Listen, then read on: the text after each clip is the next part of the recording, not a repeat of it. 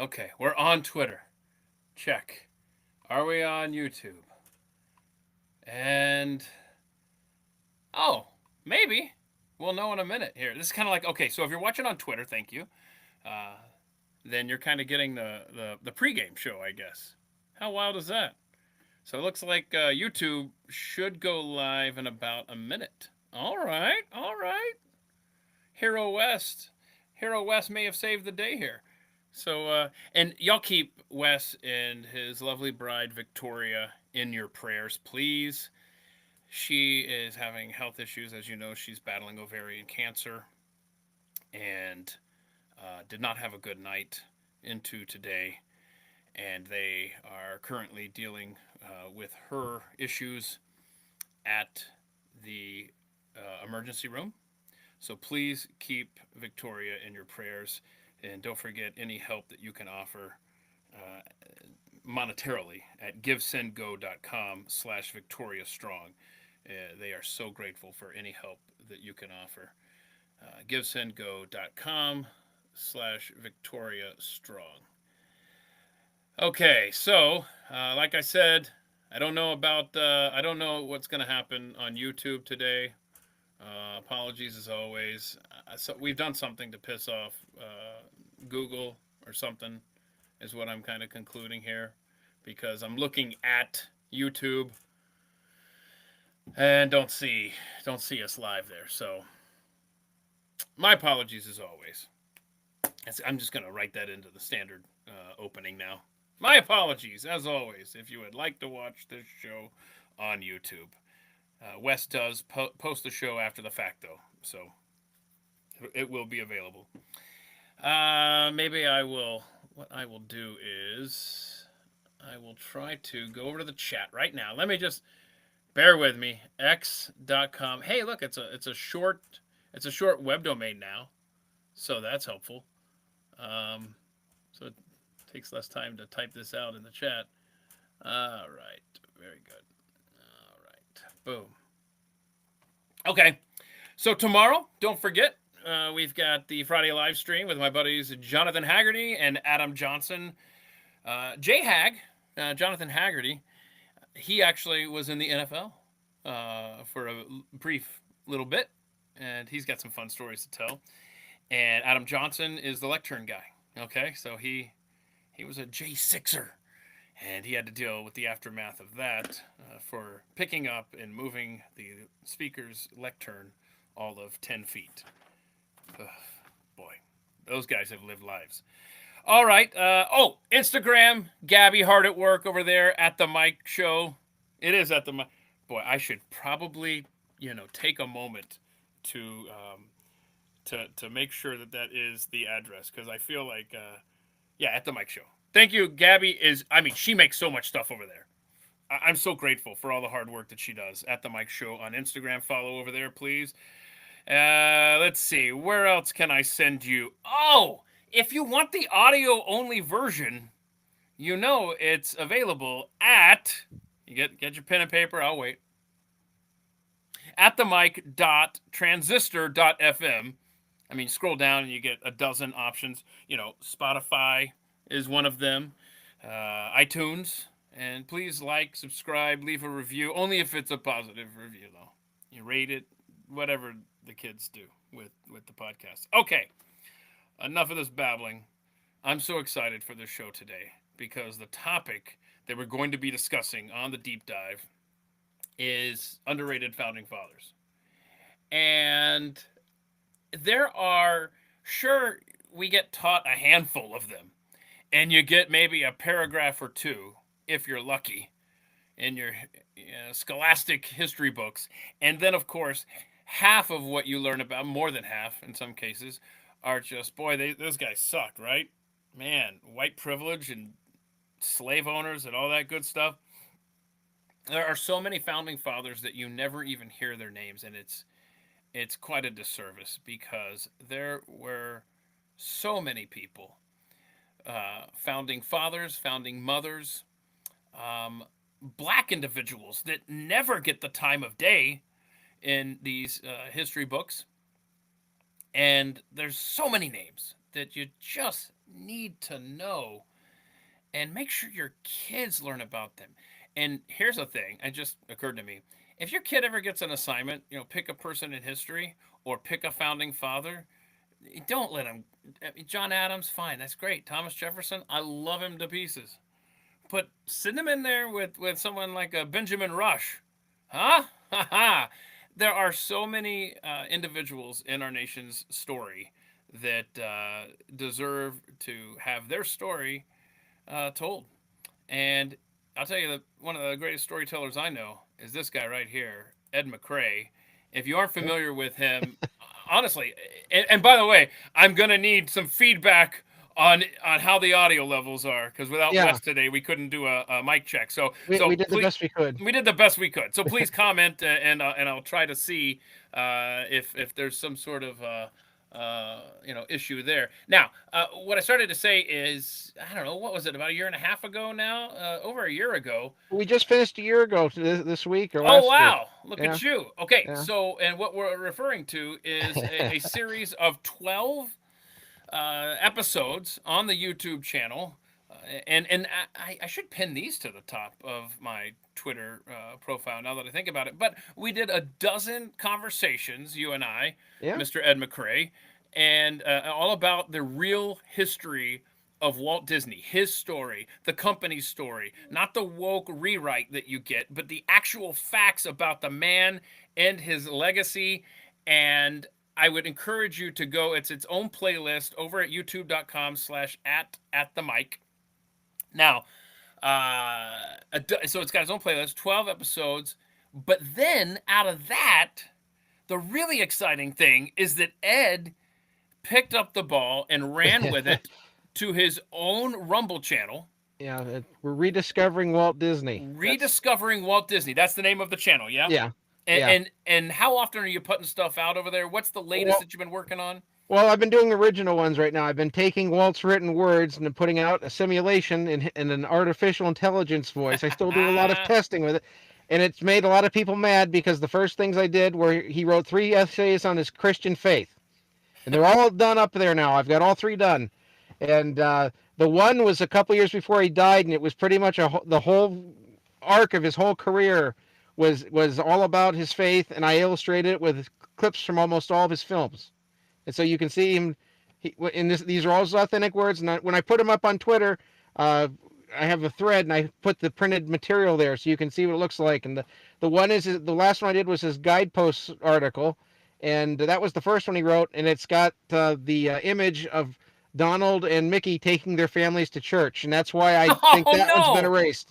Oh And my goodness! If the left finds out about, oh wait, you're oh, they already saying, have. I got doxxed and okay, everything for that one. They accused me of putting what? words in Walt's mouth, and I Oh, said you can read it right here, and they pulled up our videos and we're what kind picking of on things weird and cyber stalkers woke do you people. have, Well, man? one of them had an ID that was something like MAGA hunter, so that tells you.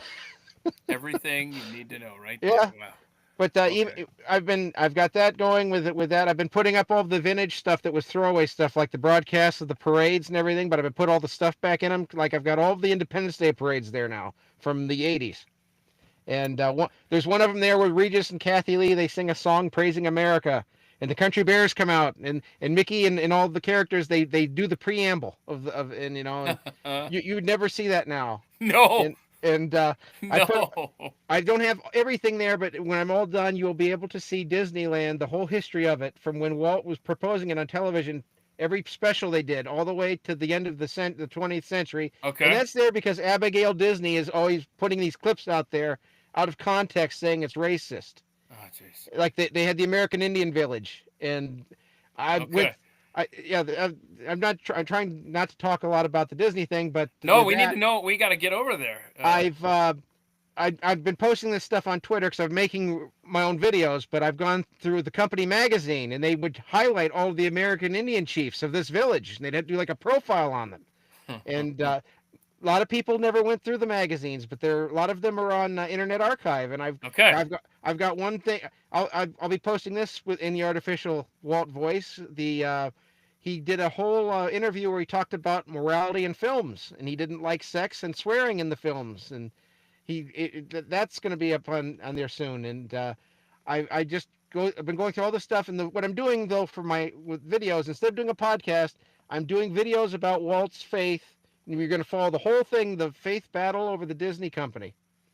And I'm going through all the old stuff. I'm trying to acquire a lot of the print media and the records and things from. A lot of this stuff's going to be 70 and 80 years old.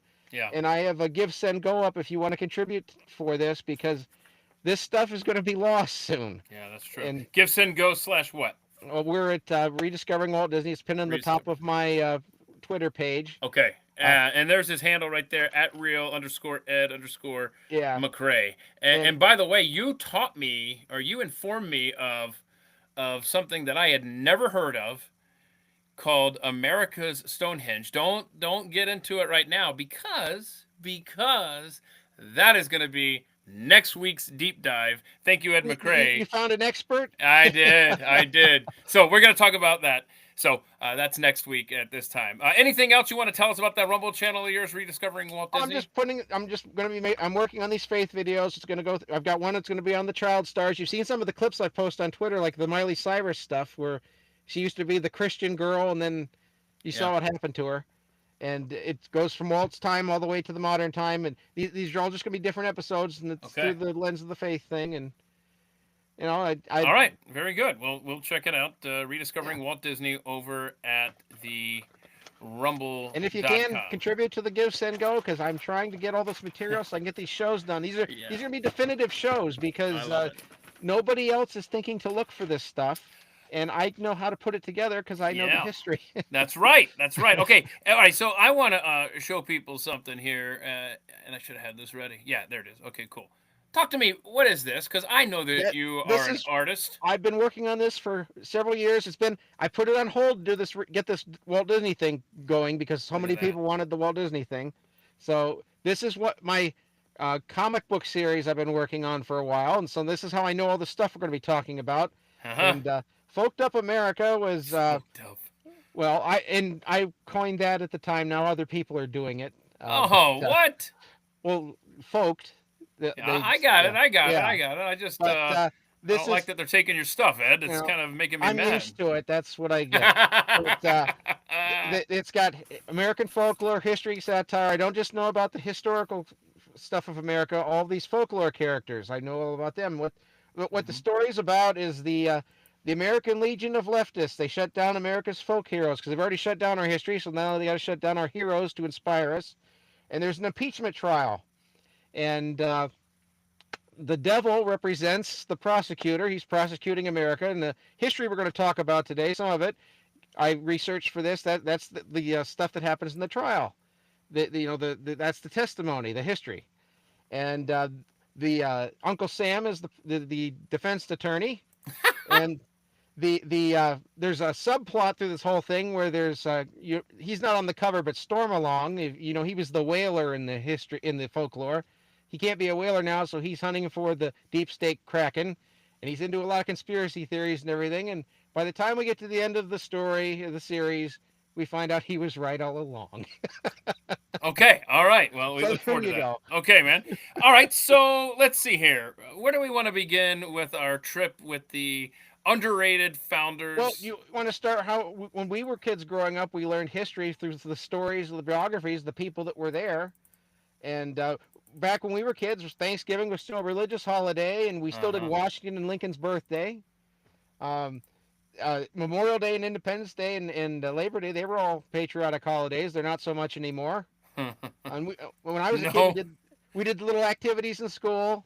When I was in second grade, we did some of the founders we're going to talk about. They were in our textbook, and one of the stories they had for Ben Franklin, I'll never forget, was when he was a boy, all the other kids had these little slide whistles, and he was so excited about this slide whistle, he went to the shop to get one. He threw down all of his money onto the desk. Yeah. And the shop owner was a crooked guy, and he took all the money. And then Ben Franklin found out he paid like 5 or 6 times what the whistle actually cost.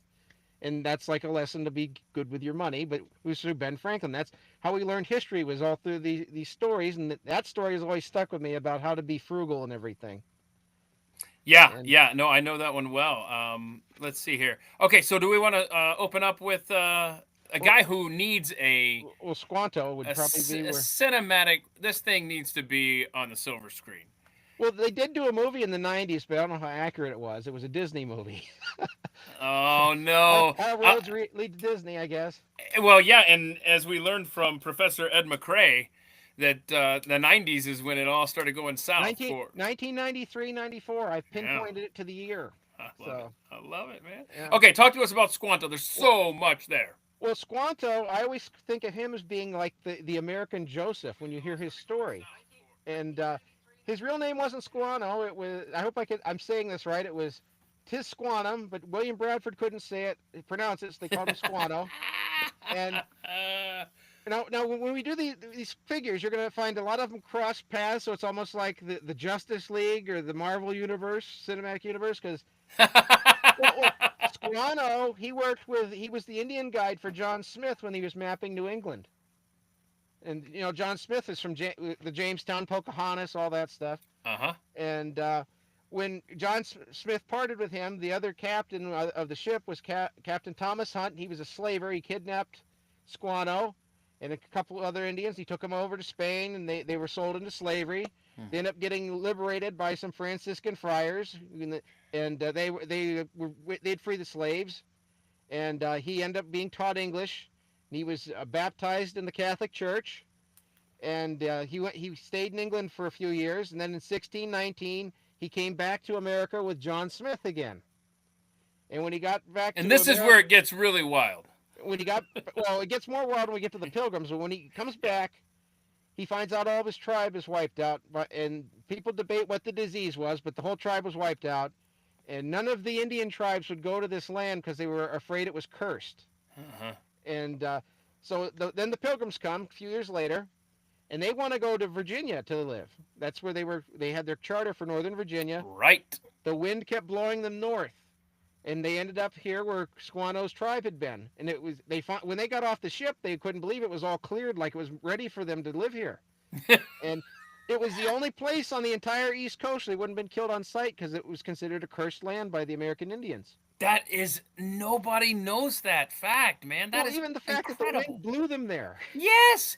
And then we get the only English speaking He comes out of the first they meet Massasoit, and the first thing Massasoit asks him, he asks him if they have any beer. I wish I could go meet him. That's And awesome. he befriends them first, and then they bring Squanto out, and Squanto ends up staying there because that's where his people were from, and he teaches them how to live off the land and everything. You had the whole thing with the socialism and everything that Rush would always talk about, Yep. but they knew how to do stuff, but they didn't know the way the American Indians did it, what kinds of crops grew there and everything. And he knew English, man. Yeah, and that's the thing. And he knew English. He just I mean, happened to it's be there. incredible. The one spot, like you said, where they wouldn't be shot on sight. Mm-hmm. The wind blew them to that spot. They meet a Native American who speaks English. I mean, this is miraculous, dare I say. Well, that's why people think of America was a blessed land. The founding era, we'll get into that, but things like this, and the American Indians, they were all over here holding hands, saying "Kumbaya." They were very Right. brutal with each other. I know. They were very violent. I've got stories in my research, not for today, but they were cannibals. They cannibalism and stuff, and they would disembowel each other, their enemies, Oh, and everything. There was a Stone Age people. They weren't what lovely. we get told today. Uh-huh. And I'm with you. I forgot to mention I had ancestors that came on the Mayflower, and you fall right through the founding era because John Alden and Priscilla Mullins, and then through them it's John Adams and John Quincy Adams and everything. So How cool, man. yeah, so you're getting somebody that's a blood relative. All this, my family history is American history. That's really But cool. Yeah, I'm well, jealous because Carrie's got. She had ancestors come over on the second Mayflower. we might be Also, related. They well, probably yeah, and intermarried. so she's got also a captain in the Continental Army, and we have his papers signed by John Hancock himself. And let's see, she's also related to a pastor at the time who was against the Salem witch trials, who was writing stuff about Well, those that were prosecuting him.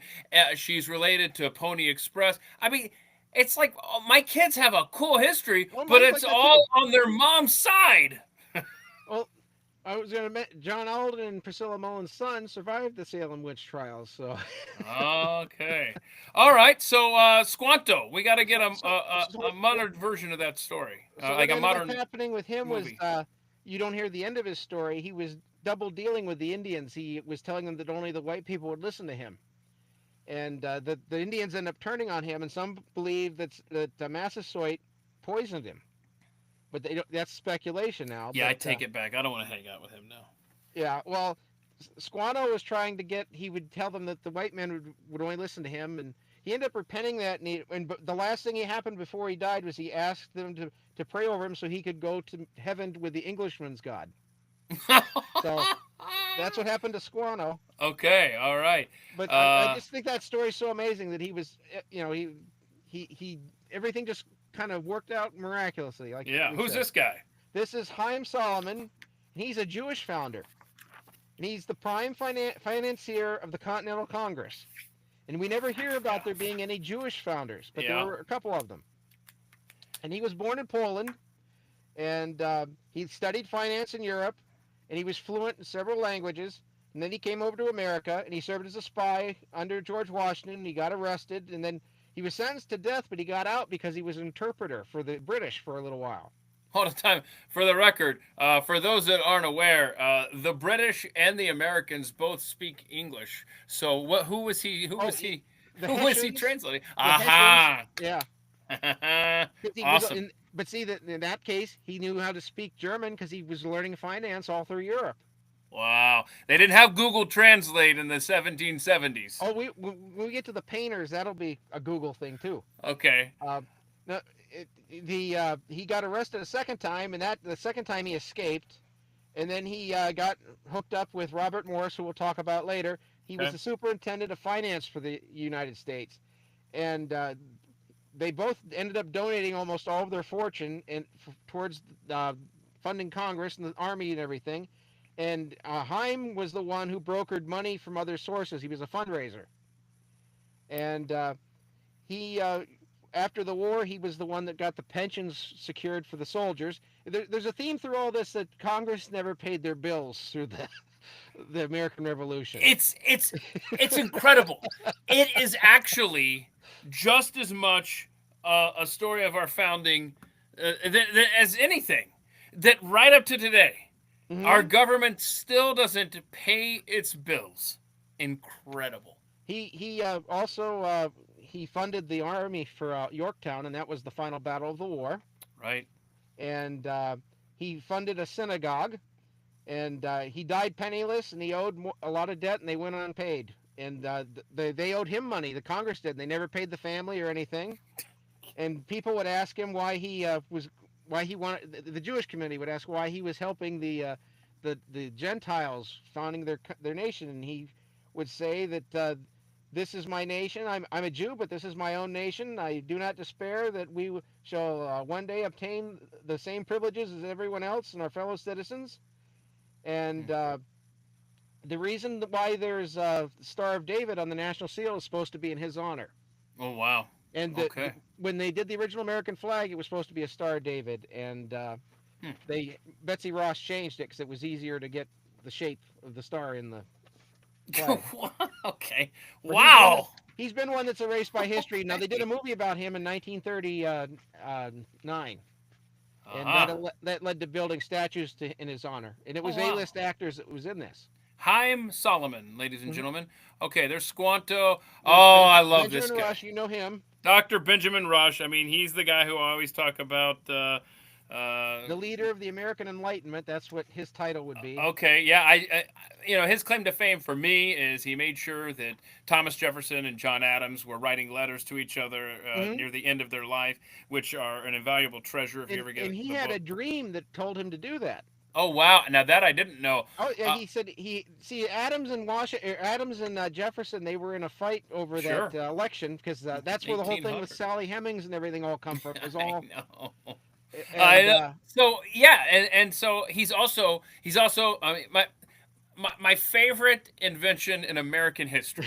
You know, sure you could look at the 1900s and all that good stuff. No. We're going back to Lewis and Clark and my favorite story of the Thunderclappers, with little pills with mercury in them, yeah, so they that if you must not got have been healthy. constipated when you were trekking west, doing some discovering, and you were backed up, you would take a Dr. Rush Thunderclapper, and Yeah. then you would relieve yourself, and you would finally get loosened up. And the best part of that is that's how we know what the path that they went on was because all the mercury is still there Yeah. where their latrines were. Yeah, in recent years, they've had to move that trail. That Lewis and Clark trail has been moved in some cases up to a mile, because they had it marked over here, but then they found the traces of mercury in the poo pile or what have you, Yeah. and the dirt, and they're like, oh my gosh, they were actually over here, and so they've had to move the markers. It's fascinating.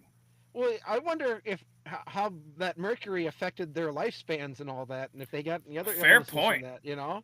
Yeah. But where now uh, let's see, he was once one of the most known founding fathers, and he got erased because he was so devoutly religious. And his father died when he was a boy, and the mother raised him. And when he was 14, he got into Princeton, and he got a bachelor's degree. I think he was only there for 2 years. Then he went over to. This is another one of those stories where everything lines up. He went over to Scotland to learn more about medicine, and that's where he met John Witherspoon, who's one of our founders. Mm. And John Witherspoon was the president of the college, and they ended up wanting him to be over in a college in America. And his wife got all upset because she thought America was a barbaric country, and they said she was bedridden for weeks while worrying about coming over here. And Dr. Rush had to calm her down and everything, and they ended up coming over here, and he ended up marrying their daughter, Benjamin Rush, and he was one of the founders of the Sons of Liberty that was in the Philadelphia area. Right. And he was in a bookstore and he met Thomas Paine, and that's where they became friends. And it was Rush's idea to do Common Sense, and that's been erased from history. And Paine wanted to call the book or the pamphlet Plain Truth, and it was Dr. Rush's idea to call it Common Sense. So I mean that's a major thing Oh. there. And he was the Surgeon General of the Continental Army, and he was the treasurer of the U.S. Mint. He was a college professor. He founded lots of hospitals and groups and everything. He wouldn't be in a political party. He said he was a Christocrat. So there's your first. I'm t- What were they calling us? A couple. the religious right. No, yeah, but they were No. calling us something a few years ago. They did a whole documentary about it. Oh. I can't remember now. It was Christian something nationalism, Christian Chris National, nationalism. yeah, okay. There you I'm go. Here telling you, if schools still assign kids to do reports on famous Americans or founding fathers or what have you, Dr. Benjamin Rush has never gotten his due. Well, he used to, but he got erased. Uh, Yeah, yeah. I'm a lot of sorry. his medical discoveries and everything. He was the first person that figured Yes. out that there was a connection to your health with tooth decay. Because Oh, yeah, the men in the oh. army and everything with their teeth, and um, I thought. he was honored worldwide with his medical breakthroughs. In Europe, they all knew who he was, and he wrote several medical books, and they were still used. He did things that we don't, like bloodletting. He was a big supporter of that, but you got to remember they were coming out of the Dark Ages when this generation came through. So this is Yeah. I mean, Franklin, when he was in England, he had medical school in his basement. I remember seeing a documentary on that in the History Channel before everything was ancient aliens. But they found all these bodies in the basement where Franklin was, and they'd go dig up these bodies so the medical students could train on them. Oh God. He Oh. was an abolitionist, and then when they had the yellow fever outbreak, he figured out that black people weren't as susceptible to the yellow fever. He was the first person that figured out that some races had different genetics than others for diseases. Oh. I don't think we're allowed to say that now, but No, like RFK. They tried to get him derailed suggesting something. I forgot what it was, but Well, like very similar. diabetes is supposed to be more susceptible in the black community for black males. I mean, it just is. I mean, there's some diseases white people get more than other races. Yeah. All It, right. it just has to do with their genetics. And this ties in with the with Benjamin Rush. This is they helped him during the yellow fever outbreak. Oh, this is Richard and Sarah Allen. Yeah, that now Sarah was his second wife, but they founded a church in Philadelphia with Absalom Jones, and Allen was the first bishop of the church, and he wanted to treat slaves and freed blacks equally, and that was controversial among the free blacks because they thought that the slaves weren't educated, and he founded a lot of schools to educate black people, and he was against segregating the races. He wanted everyone to be together. And he wanted the white people to be in with the black people. He didn't, this is all, we were all supposed to be Americans now. And we can't say that now, but. And are you still talking about Dr. Rush? No, I'm talking about Richard Allen there. Oh, okay. I was making sure here because I knew that they were connected. Benjamin Rush, he, back when he was practicing medicine, people thought that everyone was supposed to be white and there was something wrong with black people that made their skin black. Oh no! And he debunked that. Oh no! But okay. They thought it was a medical condition. And okay. I mean, look. People are going to look back at this time. They're going to look at the COVID era. They're going to say, "What in the hell were you guys thinking?" No, they're going to look back at what we do with babies in the womb. Thing. They're going to look at that. Yeah. Right. Oh gosh, you're so true. Yeah. But this whole. You got to remember when this was going on. Different places like in Europe, you didn't see minorities that much. You didn't see animals from Africa like the circus, unless it was a circus. That's the only way you saw wild animals. There was no television, no pictures, no photographs. I mean, you lived in your own little bubble in your little community, and that was it. Yeah. And so this was you got to put your mindset what it was like back then, and a lot of people today won't do that. Very, very different world, different. You were very isolated outside of your little town. Okay. Now, he was. I'm sorry. Well, it's okay. I just was going to tell you he was born a slave, and he taught himself to read and write. And his wife was considered the founding mother of the AME Church. And wow! He was a circuit preacher. He founded several free black societies. They ran a home on the Underground Railroad, and they ended up merging all the black churches in Philadelphia as the African Methodist Episcopal Church. Yeah. And that's. I just tried to get a little bit on each person we got here, so we. Yeah. AME's still around today. That's interesting. Yeah. And that's Noah Webster, and you don't think of him as a founder, but he was. He's a dictionary guy. Yeah, that's what everybody thinks, but that was at the end of his life. And he is the founding father of the American educational system, and he's also known as America's schoolmaster. And his thing was he wanted America to have its own culture, different from England. And so this is kind of like what we get today, where you have the nationalism today.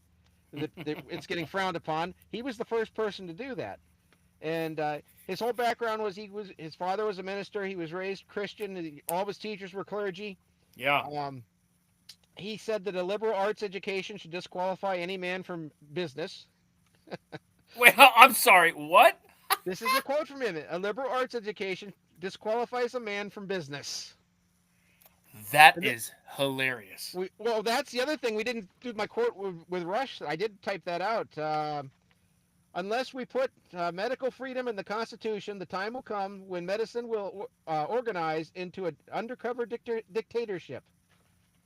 And we're sure about that one, huh? That's in David Barton's book, and I found it. I posted. It's part of a whole paragraph. Okay, because a lot of people try to debunk that and say no, he didn't say that. They started debunking that during COVID, and I have books from before COVID, and it's in there. So say that one more time. That quote. Yeah. Benjamin Rush. And this was part of a paragraph, but this was the beginning. He said, "Unless we put medical freedoms into the Constitution, the time will come when medicine will organize into an undercover dictatorship." And I have books going back to the early 1900s and late 90s, all the way through there, and that quote is in there. It didn't come up after COVID. Wow. I have 20th century books. So in other words, it fit too well to our It's what modern happened. American experience. And so there's no way that a founding father could have had that kind of foresight and that specificity. We got to get that quote and debunk it. I got you. Well, you know, we always get told they didn't know about abortion, but they did. They Right, that's called it the fact. Yeah. quickening and all that. They knew what all that was. They had abortion in the ancient world, you know, biblical times. Yes, sir. Okay. So Noah Webster here. Okay. He wrote textbooks. He taught schools. He did he's the one that decided how to spell words because he wrote the first speller that was universally used. And then from there he did dissertations on the English language. He did grammar books.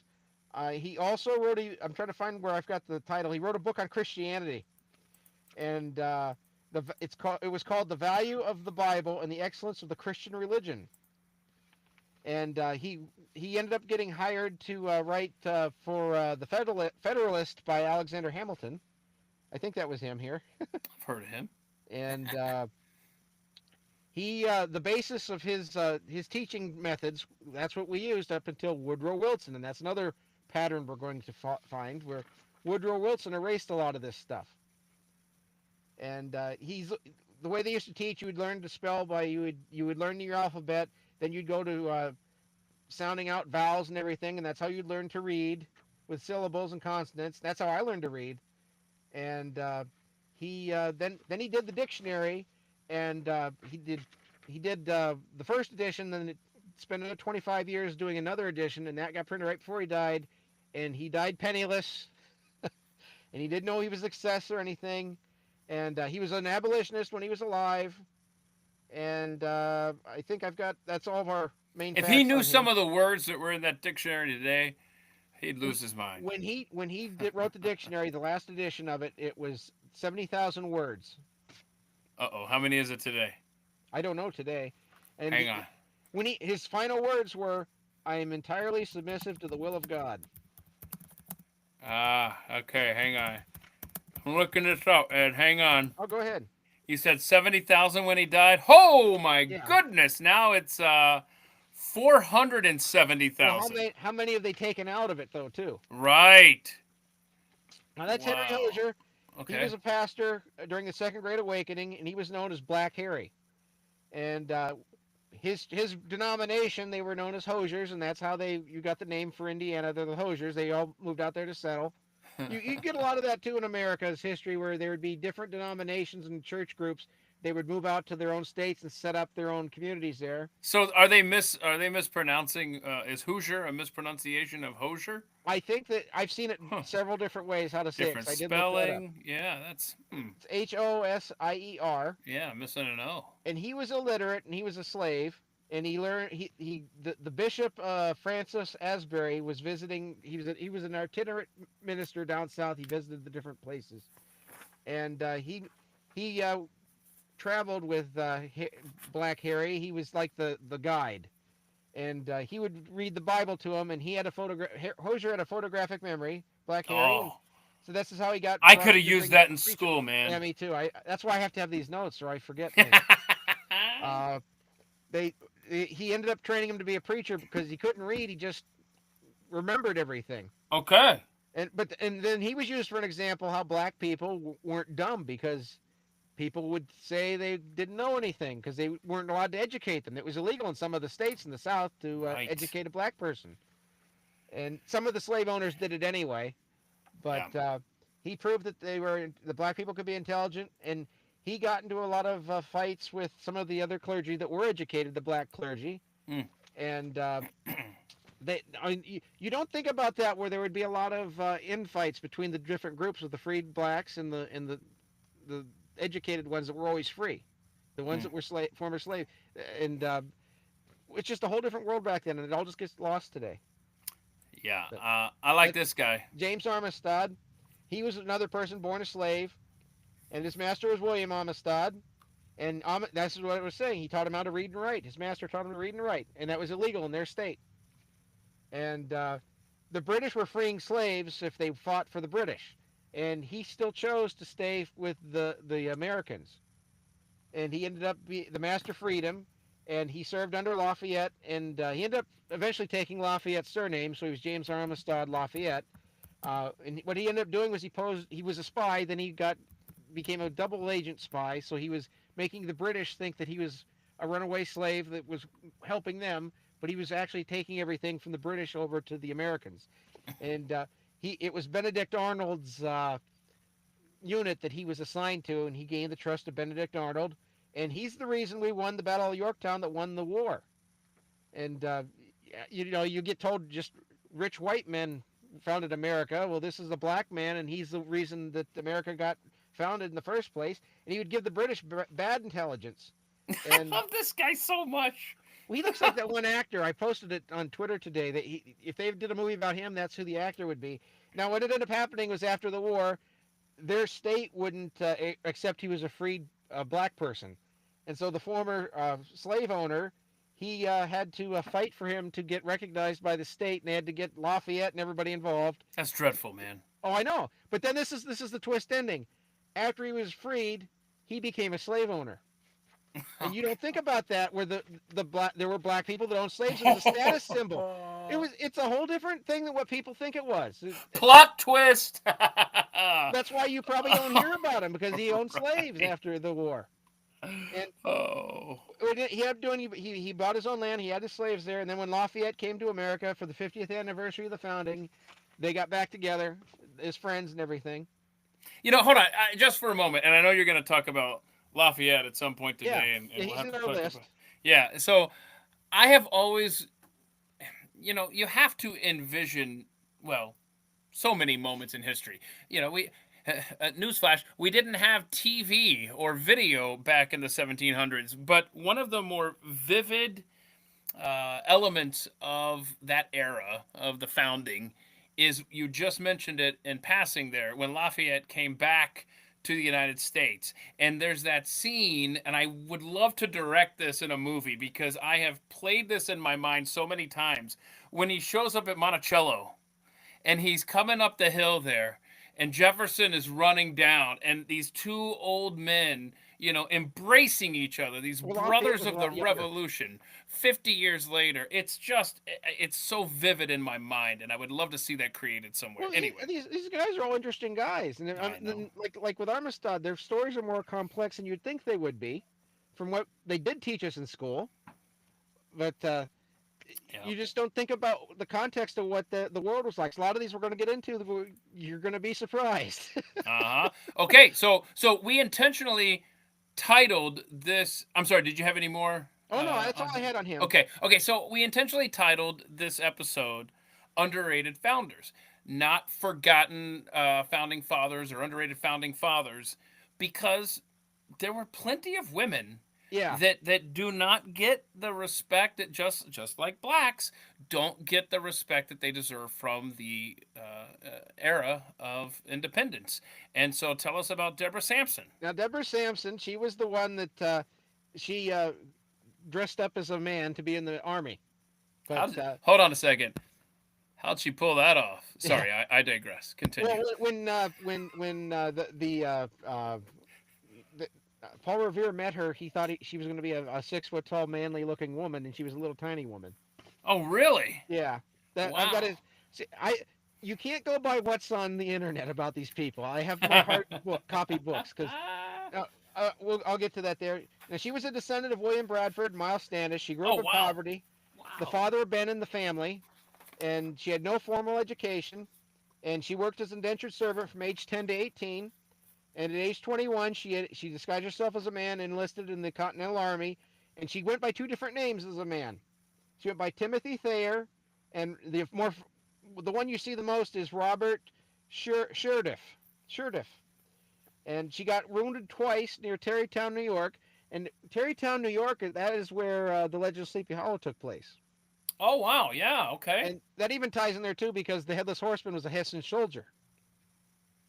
Hold on. You can't see. Ed can't do this, y'all. I'm not gonna let Ed get away with it. He just throws this stuff out there, and then things were just going to move on. That's not even in my notes. When I see I Terrytown, I just gotcha. always. Okay, so tell us about the Hessian soldier that was the headless Well, horseman of the Sleepy Hessian Hollow. soldier that was headless horseman, led to Sleepy Hollow. He lost his head at the Fort Niagara in New York State, and How did he lose his head? Was it a tree branch or it what got hit happened? with a cannonball, Cannonball. and that's where the Oh, headless horseman came from. That was the story that it was based on, that's and terrible. because there wasn't really an Ichabod Crane and all that. I went out there once to Terrytown. I did Terrytown and Valley Forge and Gettysburg all in one trip, Uh huh. and back then they didn't even celebrate that was where the Legend of Sleepy Hollow took place. Wow. Washington Irving's house is near there, and they were more excited some Rockefeller lived there at one time than the Legend of Sleepy Hollow. And I was there right before Halloween. That Hmm. was what was crazy. So But now why they did do. she dress like a man? Did she just Well, want to, or women weren't allowed to be in the military back then, right, and right? she was there for 17 months. She went on several missions, and she ended up getting a fever, and that's when the doctor worked on her. That's when they figured out she was a woman, Oh no. and she got honorably discharged. But after that, she got kicked out of her church for wearing men's clothes, Oh and some of no. the churches wouldn't let her be a member in the church. They wouldn't even let her go in the church. Did she say, put it into context, y'all? I just saved your country? They didn't care, I guess. Golly. She Okay. she married Benjamin Garnett. They had 3 kids, Okay. and the family got into financial struggle and hardship and everything, and they petitioned the government for her back pay, and Paul Revere got behind her to do that, and they gave her the back pay, and Congress declared that they couldn't find any other similar example of female heroism, fidelity, and courage in all of the war, and she ended up doing lecture tours across the country. And after she died, her husband got a widower's pension. You don't hear that part of the story either. Wow. That's And awesome. ever since the 90s, they claim she's gay, and Grok was telling them Okay. she was gay. Right. Because the radical left in this country wants so desperately to have people that they can point to as examples for their cause. And it's so convenient on the surface to say, oh, yeah, there's somebody back in the 1700s that was a crossdresser. Okay, well, let's look at the context. She had to in order to fight and be allowed in the Continental Army Yeah. to free this country from Great Britain's rule. But they leave that part out of it. No, no, no. She's just the first Well, they'll cross-dresser, you say know. that because this is what I don't get. When they always try to say all these people were gay, they got married and had kids. If they're gay, how did they? I mean, I'm not gay, so there's no way I'm going to be in a gay relationship. How does a gay person get in a straight relationship to the point where they have all these kids? I don't know, bro. And then when you ask that, people get all offended. But I mean, seriously. Yeah, yeah. Who's this guy here? Now that is, I hope I say his last name right. It's Filippo Mazze. Okay, Filippo Mazze. Where's he Now from? he was born in Italy, Uh huh. and he was a doctor, an Italian philosopher, an author, a diplomat.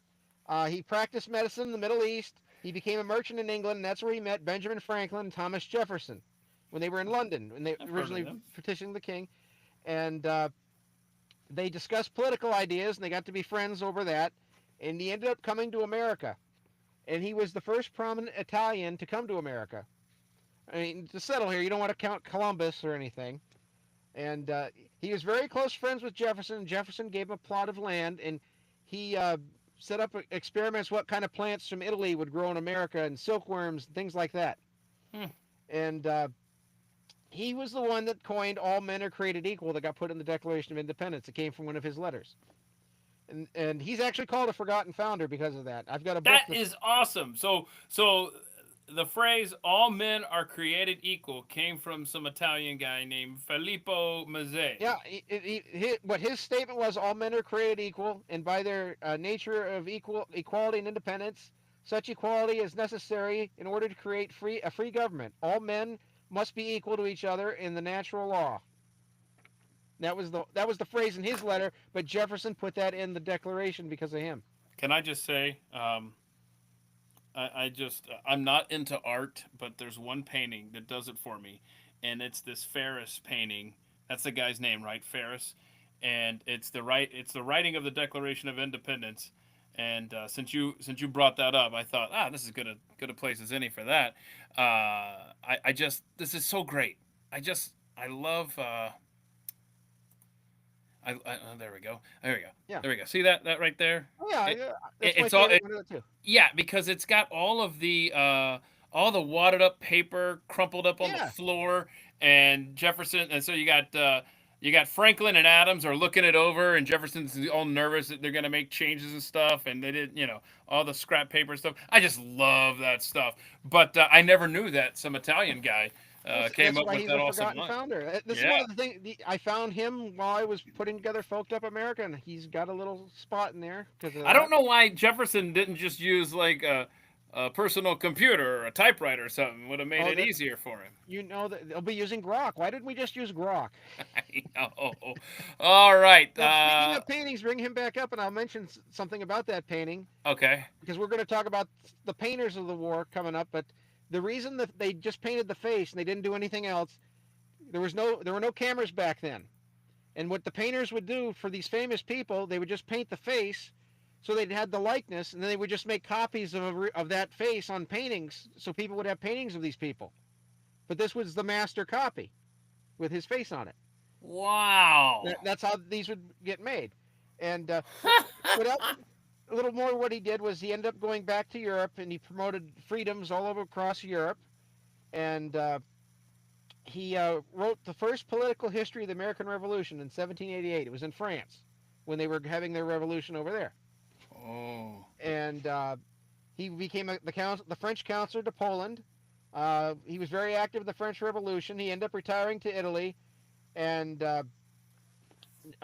when Jefferson and Washington had their falling out, it was over a letter that Washington was Washington criticized, or I gotta get this. I I'm listening. I know they. I think I've got the wrong name here. I think it was Washington and Benjamin Rush. They had a letter that was sent over criticizing him, and Noah Webster put it in English, and it got printed, and that's what they had the falling out over. But, yeah, something was that. Yeah, something Rush like that. did. Yeah, Rush did criticize George And he Washington. regretted it. He came to regret that, but I didn't realize this dude's rolling that. He was involved with it, but it was because it got translated. Oh wow! Oh my bad. Well, I hope I got that right. I'm not as good at this as David Barton is, where I can just pull it off of my head. But Wow, that's cool. That's cool. Who do we got next here? What's next on our list here? Oh, hold on. Before you tell this story of Jack Jewett, and I'm gonna let you tell it, but I do want to say that if you have ever read, there's a guy by the name of Glenn Beck, and he wrote a book called Miracles and Massacres, and chapter 1 is about Jack Jewett, that guy right there, and that was included because I submitted that to Glenn as someone that he needed to include because this is a forgotten founder. I got that book when my grandpa died. So Okay, so that story in there that I provided, and when I say I provided it, I gave them a bunch of notes, and then they wrote the chapter. I'm sorry, Glenn Beck wrote the chapter. Anyway, I got myself $50 for my contribution to Miracles and what was the other part of that? Massacres. Yes. Then the sequel was Dreamers and Deceivers. Yeah. So I wish they would have kept doing those. Yeah. So I tell us about Jack Jewett and this awesome story. He was a farmer and a politician. The entire family was active in the Revolution, and what he's famous for is this ride he did because the Jefferson and the Virginia legislature, they were at Jefferson's home fleeing from the British. Yeah. And Cornwallis had sent his men to go capture them, but I guess it was kind of a leisurely ride to get there. And but he went for Cornwallis. Yeah. Okay. Well, when you think about it, you think about a movie where he's running to get there, but he took a couple rest stops on the way for a few hours. Hold on. Are you talking about Jack? Jack Jewett, yeah. Because, Oh, come on now. Hold on. Let me throw in here my 2 cents. You tell your story, yeah. but there's nothing leisurely about what this man went through from my reading of history, but you tell yours. Well, what I read is he had to ride 40 miles and he had to rest for the horse for a couple hours. Excuse me, around 2 a.m. He Okay. rested. So here's how the story as I know it is. Yeah. Dude was laying on the ground outside of Oh, a yeah. tavern, Mm-hmm. and the British were talking a little bit too loudly about their plan to go capture Jefferson and end this war right now. So he is like fake sleeping outside there. He hears this. They take off. Now, he can't try to ride past them on the road because he'll get seen and he'll get stopped and all this good stuff. So he actually runs through the woods, okay? And it was a full moon if I remember. It was Yeah. something where he could see in the woods and stuff. But the problem was since he's not on a path, he's getting slapped in the face with tree branches all along the way. His face is bleeding, cut, scarred for the rest of his life, which is my theory. Because before we got started, Ed, you said, and I didn't know this, Yeah. you said that this is the only picture of him. I Yeah. wonder if he refused to be drawn or painted or what have you because his face was scarred. I don't know. I didn't Yeah, know if he was scarred, but I know that yeah. what I So read about this is the only image of him where he, he posed for it, and it was yeah. this Okay, was a well, popular thing back then where they do a right. silhouette. So he gets to Monticello. Tell people how much time was left to spare for They Thomas had Jefferson. they had well, what ended up happening was Jefferson wouldn't leave right away. He had breakfast and everything, and then they were starting to take. He had the slaves taking out all of his books, and they finally saw the British were over the horizon, so Jefferson left. And when the British got there, they met up with the slaves with taking out the books and everything. Yeah, that's Jack is an absolute hero. He gets not nearly the amount of credit that a Paul Revere gets He for got his ride. he ended up getting a sword and pistols from the legislature of Virginia for this. Yeah, but this is one of those guys that in history, man, because if Thomas Jefferson gets captured, Oh yeah, it's over. You know. and he ended up getting they ended up giving him land in Kentucky for what he did, and he's the one that advocated for Kentucky statehood. This was before Kentucky was a state that he was given that land, Uh-huh. and they have a poem for him. Oh Over yeah, here. do you have some of that poem there? That's Yeah, right. It's in the book. yeah. I've got hearken, good people, a while abide, and hear of stout Jack Jewett's ride. How he rushed his steed, nor stopped nor stayed, till he warned the people of Tarleton's raid. See, You want me to read the see, whole thing? see. He didn't rest. See that? I love I this. We're know, but two. that's We're two history nerds. They're like, I no, oh, know. bull crap. His horse didn't stop. Oh yeah, it did. Well, I was surprised when I read that he had to stop for 3 hours on the way there, and then I was also surprised when We are nerds, man. they leisurely were unpacking and had breakfast before the Yeah, British did. I don't know about this. Well, this is what I read. Yeah, well, I'm It just wasn't a telling you. woke book, It so was by the skin of his teeth that he got out of there. And thank God Jack Jewett. oh, and he Going, didn't. going. The reason he didn't get captured is he was wearing a red coat. So when they did see him, the British saw him. They thought he was one of them. Yeah, it's really great. Yes, that was an element of it. Yes. Okay, so who's this This is guy riding? that's Wentworth Cheswell, and he rode the same night as Paul Revere in the Boston area. He actually warned more Minutemen than Paul Revere that the British were coming, and he was the first black person to own land in New Hampshire. He was Okay. the justice of the peace, a schoolmaster, a He may have been constable, the last person to own black man to own land in New Hampshire, maybe. but I digress. Uh, but he was all these accomplished things, and he held elected office for all but 1 year of his adult life. Wow. And the other thing is, the left now claims he was white. Wait, why is the left doing? Wait, what? Because Why? you can't have a black person do anything before the civil rights movement in the 50s with LBJ. Nothing good can happen to black people before that. So that's why they never came back from history after Woodrow Wilson purged them. Yes. That's what Oh, my theory is. I think you're onto something. Yeah. Uh huh. Because Yeah. they'll say, well, he was mulatto, he was white passing.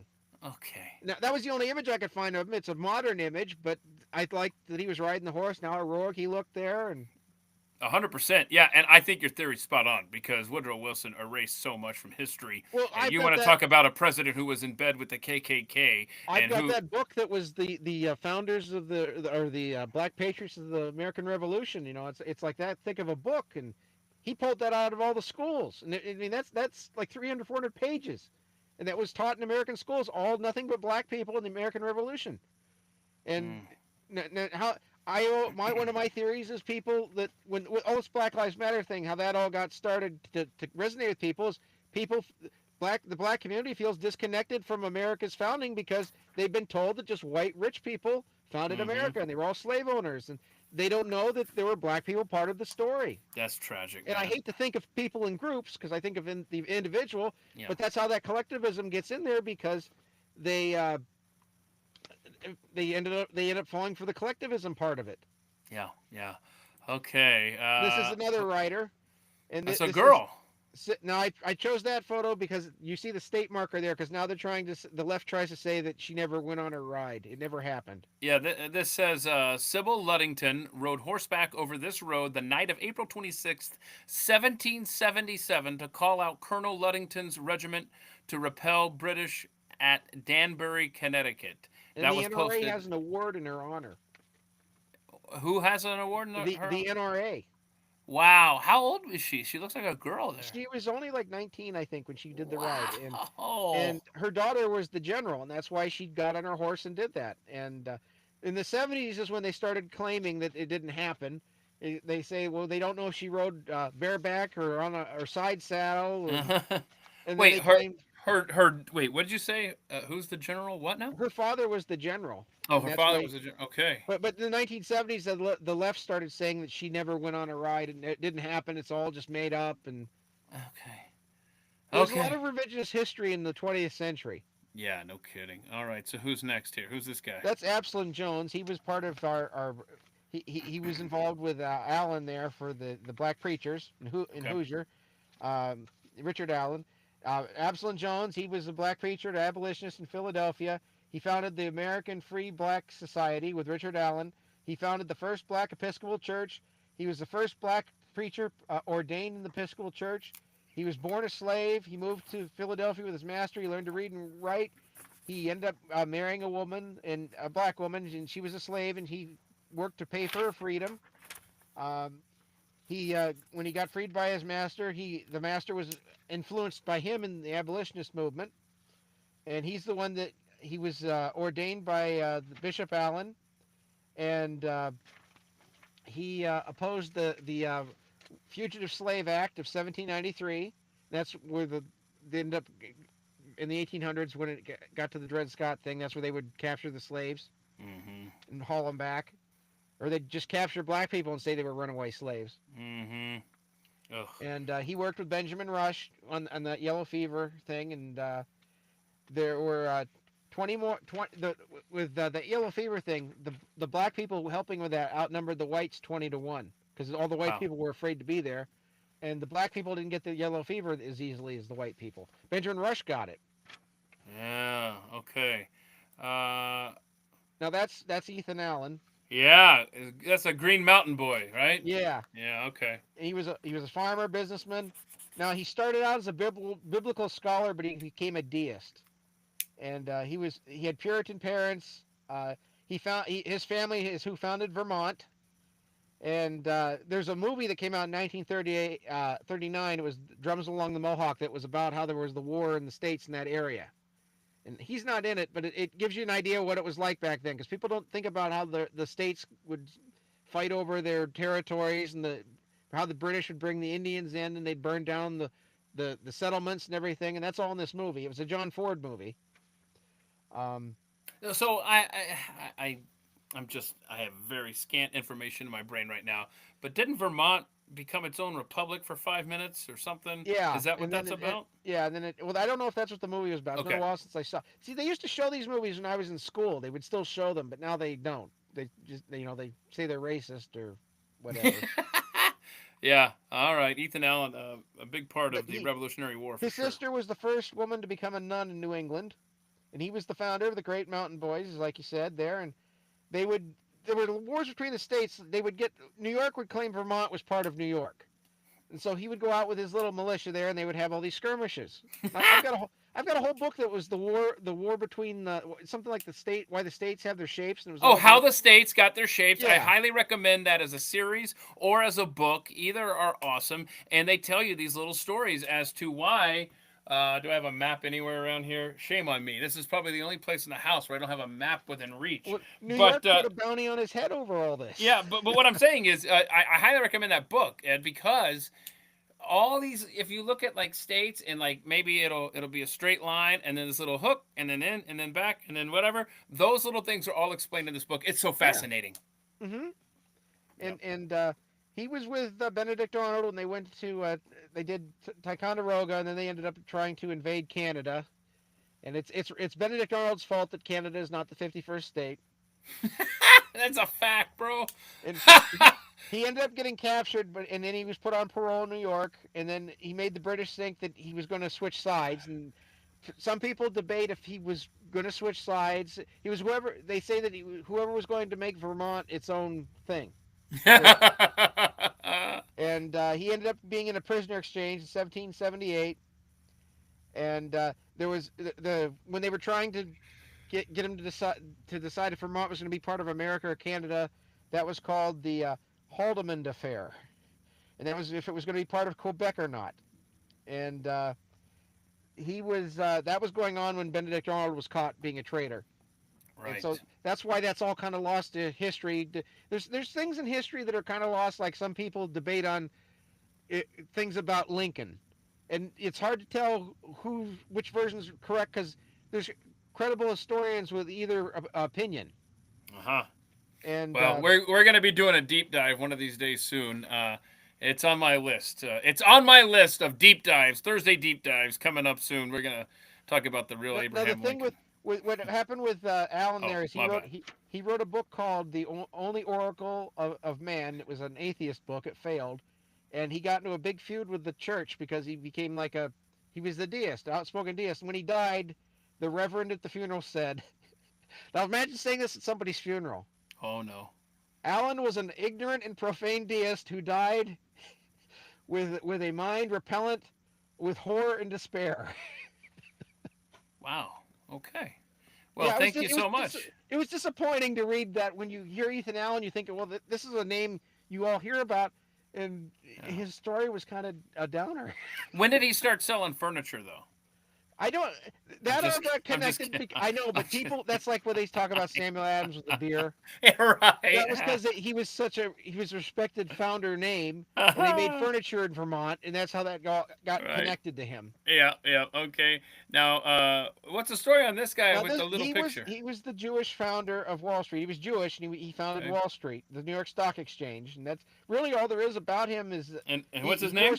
His name was Moses Sayix. I hope I'm saying this name right, the surname. He was a merchant, civic leader. He corresponded to George Washington, and when you research him, all you can find are some of the letters he wrote with Washington, and there isn't very much biographical information. But what I thought was interesting about him is he was a Jewish founder, and he founded the New York Stock Exchange. Right. And that's still here today. That is, it sucks that there are so many people in history that we know are consequential, but we just don't have a lot of information on them. Yeah, and that's what I ran into a lot. Even with the Culper Spy Ring, we don't know a lot of biographical information. That's because they were doing their job properly. Well, we didn't know about them until the 20th century. Right, that's a fact. Yes. Okay, who's this guy? Robert. That's Robert Morris, and he worked with our earlier founder there. That I can't remember his first name now. Solomon there, his last name. Oh, Haim Solomon. Yeah. Haim Solomon. I'm terrible with names. No, you're good.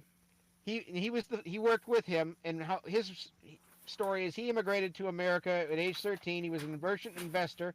He opposed the king's taxes, and at first he wanted to reconcile with the king, like a lot of the people in America did it before the Declaration of Independence. And he was one of only two people that signed the Constitution, the Declaration, and the Articles of Confederation. He signed all three, and the other person that was the second one that signed all three was Roger Sherman, we're not going to be able to talk about him today, but Yeah, but can I just say yeah, that's a cool fact. Those that have like the big three, but then there's guys like George Mason, who isn't the same trivia answer because he refused to sign the Constitution yeah, until it had a Bill of Rights added to it, and yeah. so I love George Mason. In fact, Well, I didn't get to that's him today, but we'll have to do another one sometime oh, maybe. I But should have compelled you. I should have said, well, when "Tuck I us." got to Oh, 35 pages, yeah, I know. That's fair. That's fair. Okay, so Robert Morris, good guy. Robert Moore. Well, the rest with him is he was superintendent of finance for America. During the war, he tried to export goods and weapons. They tried to prosecute him for profiting from the war, and he was found innocent of that, not guilty. He helped fund Washington at Yorktown. He attempted to start a national bank and a mint. It got turned down. There was a lot of there's a lot of history with America founding a bank. If you read I history, know, yeah, man. It lasted forever. yeah, it went on for a long time, but that went right from the beginning. And he was one of the considered one of the leaders of the Nuremberg conspiracy, the Newburgh conspiracy, where Alexander Hamilton and Gouverneur Morris they wanted the army to go and overthrow Congress, and Washington stopped them. You know the story. Vaguely, yeah. And that happened a couple times because the army was mad that Congress wasn't paying them. So Yeah. we have the, Yes, yeah.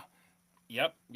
I tell the, you, I mean, the there's a theme throughout our country's history, and it has to do yeah. with Congress not following through on things. And then the other one was the Pennsylvania Mutiny, and there was 400 soldiers. They protested they weren't getting paid.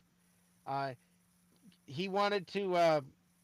He was We the one have that we have literally abused our veterans since before we yeah. were a country. I mean they weren't even paying them while they were fighting sometimes. Right.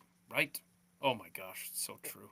And he was the one that Sorry. caused Congress to move out of Philadelphia for the capital.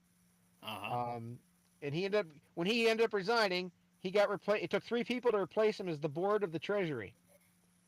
And Wow. when Washington was president and they stayed in Philadelphia, Washington lived in his house. He gave up his house for Washington to live in. Um, he turned down being Secretary of Treasury to Washington, and that went to Hamilton. And Boy, that's neat. he was very pro tariffs, and he ended up failing in business, and he went to debtor's prison for 3 years. And he's the reason they started a bankruptcy law in America. The Bankruptcy Act of 1800 got passed to get him out of jail. Wow. So he did go to jail originally for not paying his debts, Yeah, but Congress again, wasn't paying him. just a reminder. Congress, they don't get to go to jail when they don't And pay their debts. let me read this. This is how it's worded in books from the 1800s. This is what it says about him going bankrupt. And that you just listen to the wording of this. Oh no. He became greatly embarrassed at his peculiarity of affairs, and it preyed seriously upon his mind. This misfortune and the inroads which anathema had made upon his constitution proved a canker at the root of his bodily vigor, and and he sunk to rest in his grave on the 8th day of May, 1806, at the 73rd year of age, leaving a widow with whom he had lived uninterrupted domestic happiness of 37 years. That's all one sentence. Wow. Somebody needs to learn punctuation and grammar and whatnot. Well, that was before Noah Webster, so. Oh, there we go. We're bringing it home, just like you said. The Marvel universe of founders. Okay, so what's this creepy? Well, this is going to be when we get to Benedict Arnold, but for some reason they didn't put the pictures together. But Benedict Arnold was so famous with being a traitor. This is Benedict Arnold with Jefferson Davis and Hell with the Devil. They put him in a dress. Yeah. You know, when you go to see his house, they explain why he was dressed like a woman. At least the spin in Biloxi at Jefferson Davis. Not to get too far off the path here, but it was oh gosh, it was raining or something when they showed up to get him out of there or something, and I guess somebody grabbed his wife's coat. And so that's the only thing he had or something. I don't know. And so then it started this rumor circulating that he was wearing her coat or whatever. I don't know. Whatever. Well, Anyway, they'd addressed Lincoln in a dress to smuggle him into Washington when he got elected. So I'm telling you, man. So wait, hold on a second. I think we just found a common theme. We talked about how the radicals try to claim, like that's what they tried to do with Lincoln now, is say he was gay. Yeah, and that And that whole thing with him is I bet it starts there. well, no, it's I because in know. boarding I know. houses they would share a bed, and that Yeah. went on up until the 1900s. Because my grandma told me that back in the Great Depression, you would share a bed in a boarding house with the Yeah. stranger, and she even made the joke in the 90s. Everybody would say they were gay, and now That's awesome. Okay, what's next? Okay, there's that that. was the cover. Yeah, and That's your by the way, cover. because the devil was on that, Oh. the devil goes all through everything, just like that's why he's Mm, in my book, because I see. he's considered a founding father. They even name Oh. places after the devil. This is Mad Anthony Wayne. Wait, hold on. No, no, no. We're not going to just gloss over that. Hold on. The devil is considered a founding father. Oh That's yeah. why they name places after the devil. Well, What? yeah. What? Well, this is this is why I used him as the villain in my book, because Uh huh. the devil is part of American folklore, and Right. it's Right. if you go one of my favorite monologues ever of a devil in a folklore story, and the devil in Daniel Webster, he talks about how when the first wrong was done to the first Indian, he was there. He was on the first slaver to the Congo, and Oh. then I was inspired by that, and I took a little more out of that. He was also there in the Congo selling the slaves over. He was there Wow. when the first wrong was done to the first Indian by the first Indian.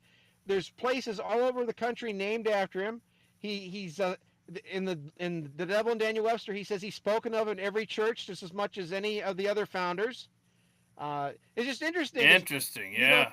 but and the reason that that even comes up is Daniel Webster objects to the prosecution being a foreign-born prince, Right. and the devil says Sorry. he's not a foreigner. You got the Rolling Stones in my head now. Sympathy for the Oh, devil. I'm sorry. No, Okay. that's So not what? what I was doing, but I don't have What do you? sympathy for the devil, but it's just I know. I know. who I know. else would you have as the villain in a folklore story of Yeah, American that's good folklore? stuff, man. Matt Anthony Wayne.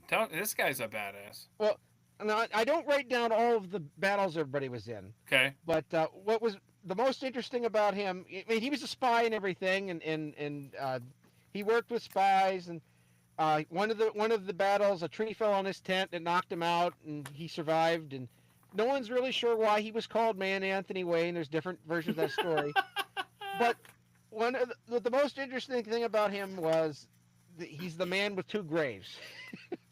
Yeah, what's that all about? Well, he might have been murdered because when they were out in this was after the revolution, he got sent out to Michigan to the Indians were uprising, and he was sent out there to get it straightened out. And there was a guy in his regiment. I got his name here. He was a spy for the Spanish, and Wait a minute. Wait a minute. Hold on. The Spanish had a spy in the middle of the yeah. Revolutionary War between the Well, U.S. and after Britain. it was in Washington was president. I'm trying to find where I had his Oh, name okay, here. okay. So we're already a country. Okay, got it, got it. Yeah. Well, I mean, I had the whole thing. It just gets redundant to list all the battles because a lot of them were in the same battles. Mm-hmm. I mean, he liked to quote Shakespeare and Caesar in the Bible to his troops. He was part of Arnold's failed attempt to invade Canada, but with this, when he was in with the Indian uprising there, it was James Wilkinson was plotting against him, and he was a spy for the Spanish, and he was going to Wayne was going to court martial him, but he got sick, and so he got sent back to Pennsylvania, and he ended up dying in Presque Isle, Erie, Pennsylvania, and Wilkinson never got charged or anything, and he got away with it. And people think that he poisoned him. That's a speculative thing, but they think that he killed him. And he ended up dying in Presque Isle, and they buried him there. And 13 years after he was dead, his son wanted the body, and they boiled all the flesh off of his bones. They put the flesh back in the grave, and they carried his bones in 2 saddlebags on a horse across Pennsylvania to the other grave, and some of the bones fell to the saddlebag on the way there. And the ghost story is on January 1st, which was his birthday, his ghost rides from one grave, the grave in Presque Isle, across the state to the other one, down Route 322. And I know this because my grandparents lived in Wayne Township when I was a kid, and we all know that story. I'm sorry. I heard what you said. However, half of my brain is still back at they dug him up after 13 13 years, years. then That's the other thing. boiled the 13 flesh years. off his bones. Yeah, and his son did it. Well, I'm so they couldn't move the body because of the I'm surprised it would have flesh after 13 years myself. that's what I'm stuck on, Ed. This is insane. That's gross and it's wrong. And just let the man be. It really happened though. Okay. But he's the I didn't know that. that's why he's the man with two graves. I guess so. Impress Glenn with that sometime. Uh-huh. Who's the founder? He probably has something that belonged to Wayne in his museum. Yeah. Oh gosh, he probably has like He a probably bottle has, of the boiled flesh. yeah. It's like, the yeah, bones this or is Matt something. Anthony. Okay, so Caesar That's Caesar Rodney is Rodney. very important to American history. Explain why, Ed. He was the one that when they were deadlocked on. I always mix up as the Declaration, and I think it was the Declaration, wasn't it, or was it the? It was Declaration, yeah. Yeah. They were. There was the New Jersey. They were. I'm trying to think what you called them. Their group there. The Delegates. New Jersey plan, or what? Oh, the delegates. Okay, all right. You know, each state had their own representatives. Mm-hmm. They were deadlocked, and he heard back they were deadlocked if they were going to vote for it, and he was sick. And he had And- Delaware's vote, and his face was falling off from Yeah. like cancer or something, and so he had to ride fast as you I'm could trying to. I guess I didn't write down how far. by holding his face on. Like he had to hold a kerchief around his Yeah, jaw or 80 something. It was an 80-mile ride through a rainstorm to sign the Declaration of Independence. with a mouth that just didn't work. Well, he always had that scarf around his head. He never got married because nobody would marry him because he was all disfigured with his face. And every painting of him I find or drawing, there always a profile like that. So it must have been on the other side of his face. Right. And he was a lawyer and a farmer before that. Yeah, he was. Oh gosh, hang on a second. You know what it was? I'll tell you what it was. Hang on. I'll tell you exactly what it was. Hang on, give me 2 shakes here. It was okay. So he died in 1784. Okay, but who is it that? Who am I thinking of? I have 1781. Okay, no. You're fine. You're fine. I'm trying to figure out here. Hang on. There's just too much on the fly here. So he wrote Thomas Jefferson wrote a letter to him in 1800. Somebody help me here. Gosh, I think I'm getting 2 memories mixed up here. Well, that's why I had to write down people because I would mix them up. Yeah. Dang it! This is killing me. Well, what was the letter about? And then But what I'm thinking is, I think that who had to break the tie of the election of 1800 between Jefferson and I don't think that was him. Adams. I think it was somebody else. Somebody do my job for me, and let me know who broke the tie. Election of 1800. I had read it the last 3 weeks too, but I just didn't write that one down. Oh, I'm not letting this go. You can keep talking, but I'm gonna keep Googling, okay? Well, Or maybe I should go. I'm gonna go to Grok. Let's go to Grok. Let's ask. Be careful because I've told you we'll get to that when it told me. I was going to mention one more thing with Anthony Wayne is his wife left him because he was confused. It was a rumor he was having an affair with the wife of Nathaniel Green, and her name was Catherine Green, and they did not have an affair.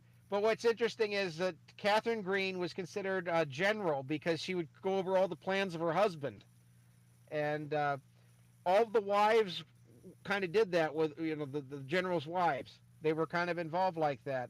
And after her husband died, after Nathaniel Green died, she ran a plantation on her own, and Eli Whitney tutored her children, and she's the one that perfected his plan for the cotton gin. I just didn't have a picture of her. But yes. I just thought that was interesting because you think of the cotton gin tying in with the Civil War. Yep. You're right. Yep. Sorry, I'm still busy with Grok over here. That's all right. You can keep talking though. Oh well, I was ready for the next person. Yeah. Okay. Hang on a second. Let's see. His most famous act came July 1st and 2nd, 1776. Delaware's delegation was split on the vote for independence. Yeah. Okay. So he had one guy for it and one guy against it. But remember, they wanted to be unanimous. Yeah. And so Rodney was 80 miles away, like you said, in Dover, dealing with blah, blah, blah, blah, blah, blah, blah. And so he had to ride there to basically so that we had unanimous each And state. he's the one that's on the first state quarter they did. Everybody thinks it's Paul That's Revere, but right. it's him. That's I right. forgot to mention that. I think I might have misspoken and said New Jersey, but I meant Delaware. Yeah, Delaware. Yep. Yeah. Okay. Let's see here. Now I've got 38 tabs open. So bear with Uh-oh. me. Okay, so here we go. Let's. Who's this guy? He looks This like is. fun at parties. Yeah. Well, I'm not sure if he was a good guy or a bad guy, but this is Gilbert Stewart, and he's known as the painter of the founders. Okay. And he painted over 1,000 figures of the founding era, including the first 6 presidents. And his family owned a snuff mill in America, and he got tutored by Cosmo Alexander, the traveling Scottish painter. And Wow, that's a mouthful. well, the thing is with painters, see, back then there were no photographs. Right. And so what painters would do all winter long is they would paint bodies in their studios, and they would travel around the country, and they would ask if you wanted your picture painted for a fee, and they'd paint your face on the body of in the picture. Mm-hmm. And people don't think about that. Mm-hmm. And he ended up becoming a painter, and he went over to Scotland to train, and then he moved to England, and he trained under Benjamin West. Benjamin West he was born in Pennsylvania, but he ended up moving to England, and he became a master painter there, and he trained all these painters in Europe and America. And what I remember about him when we learned about him in school is the family in Pennsylvania was so poor for Benjamin West, they would pull the hairs off the cat to make paintbrushes. Wow, but that sucks for the cat. Yeah, but he's the one that trained him, and he returned to America in 1793 with the goal of painting George Washington's portrait. And so what he did was he positioned himself to start painting paintings of people in Washington's inner circle. And so that would bring him to the attention of George Washington. And when he painted John Jay, George Washington found out who he was, and he was interested in having his painting done. And he got the painting done, and it was because he wanted to sell copies. He never finished it. That's that painting of Washington where you just see the face, a little bit of the shoulder, and he just kept making copies and selling the copies. So he was kind of benefiting off of all these founders because he was the only one that went and painted what their likenesses were. Wow. And he had all these likenesses. He was the keeper of the likenesses. I mean, that's cool. I mean, you talk about somebody that got to rub shoulders with all the founders. It's the painters. Yeah. And that's what I mean about him. You don't know if he's a good guy or a bad guy. It was like he was using all these founders to make money. But if it wasn't for him, we wouldn't know what they looked like. That's right. So let's say opportunistic guy. How about that? And like other painters, they would go to him to get access to his files to see what the founders looked like so they could paint the founders in their own paintings. Wow. And even then, he died in poverty. They all did. Yeah. It's unbelievable. This guy, for lack of a better way to describe it, held all of the color negatives of the founding fathers. You would think that would be lucrative. He would die rich and whatever. No. Well, what ended up happening is the family just threw him in a hole and buried him, and then 10 years later they had money to give him a proper burial, and they forgot where they buried him. And I don't know how you do that, but I guess they didn't go visit the graves like we do today. Honestly, I would rather be forgotten than have my bones dug up and my boiled flesh boiled. Ugh, who's this guy? Oh, Patrick Henry. What up, bro? He was a self-taught lawyer. He's known as one of the greatest orators of his day, and he became an orator because he was inspired by the preachers of the time. But he was the first one that was a lawyer that did that. Oh, interesting. He grew up in the Great Awakening in a devoutly Christian home. He was an abolitionist. He was given 6 slaves as a wedding gift, and that's when you couldn't free them because Virginia law, you couldn't free slaves unless you died, and then they changed the loophole, you know. Mm-hmm. He ran a tavern that was owned by his father-in-law, and while he was running the tavern, he trained himself to be a lawyer, to take the bar, and he met Jefferson there when Jefferson was going to college. He stayed in the bar, and Jefferson always called him a tavern keeper as an insult, because that's what he was when he met him. But he mentored Jefferson a little bit. He was a few years older than Jefferson. Yeah. And the case that got him famous was called the Parsons Cause case, and that's where the clergy were supposed to be paid in 16,000 pounds of tobacco, and the tobacco crop failed the one year, and so the British were arguing if they were going to have to honor that because they would be getting paid 3 times as much if you figured out the market value. And that's the case that made him famous, and he's the one that won the case. And then there was he was with the Stamp Act 1765, fought that French and Indian War. It doubled the England's debt, the French and Indian War. That's why they were raising all the taxes over here, because they wanted the Americans to pay the taxes. And that's what all this led to with the Parsons cause, why they were paying them in tobacco instead of money. Oh. And okay. So he gave that. He gave the speech, the "Give Me Liberty or Give Me Death." That's March of 1775 at St. John's Church. Yeah. In Richmond, Virginia. I got the whole paragraph, but I wasn't going to read it. Oh, okay. Well, I don't know. It's pretty powerful. It was. Well, this is the other thing. The left says that all the things that he said, that they say that he said, they claim they were all made up because nobody has a record of the time that he said them. They were all written down from memory, or his notes. Oh my gosh. Okay. All right. I can't with this revisionist history stuff. The other quote he was famous for at the time of the war was, "If this be treason, let's make the most of it." I know, that's so good. And he rode with he rode with Washington to the First Continental Congress of Philadelphia. My spell check changed Philadelphia to pedophilia. Okay. All right. Well, that's Philly for you. Yeah. His wife became mentally ill. Oh. And sorry, we're still on. I keep trying to leave. I get excited because my boy's next. I know. We're gonna get to him. So okay, so his wife got what now? His wife became mentally ill, and when she passed away, he ended up marrying Martha Washington's niece. He worked with Madison. He supported Christians using government funds to support churches, and you don't hear that anymore. Another thing he's said to have coined is the term "I smell a rat." And that nice. That was over. He refused to participate in framing the Constitution. And he didn't trust the northern states for not supporting the southern states in the American Revolution. The reason he rejected the Constitution because there wasn't a Bill of Rights. Yeah. I like this guy. And he had 18 kids. You'll find that as a recurring thing, is they have lots of kids, these founders. And another thing you'll find through a lot of these, we didn't talk about with the other ones, is a lot of them died of intestinal issues. Yeah, there's a lot floating around back then. But he also brought the importing of slaves to an end in 1778. Boom. Okay, now do we get to go to... now we get to Lafayette. The Marquis de Lafayette, who, I just like to point out, for my birthday every year, I make myself a shirt. And 1 year I made myself this shirt, which says... That might even be the same picture from the... I think it is, yeah. If you can see here, it says, Marquis de Lafayette, solid proof that France wasn't always worthless. Thank you. I think he was the only Frenchman that wasn't. So, when you read his awesome story... guy. Yeah. He was like a teenager when all this happened with the... Exactly. And he's very enthusiastic. That all got tied into it. First, I got his background when he was in France, because we don't ever hear about that.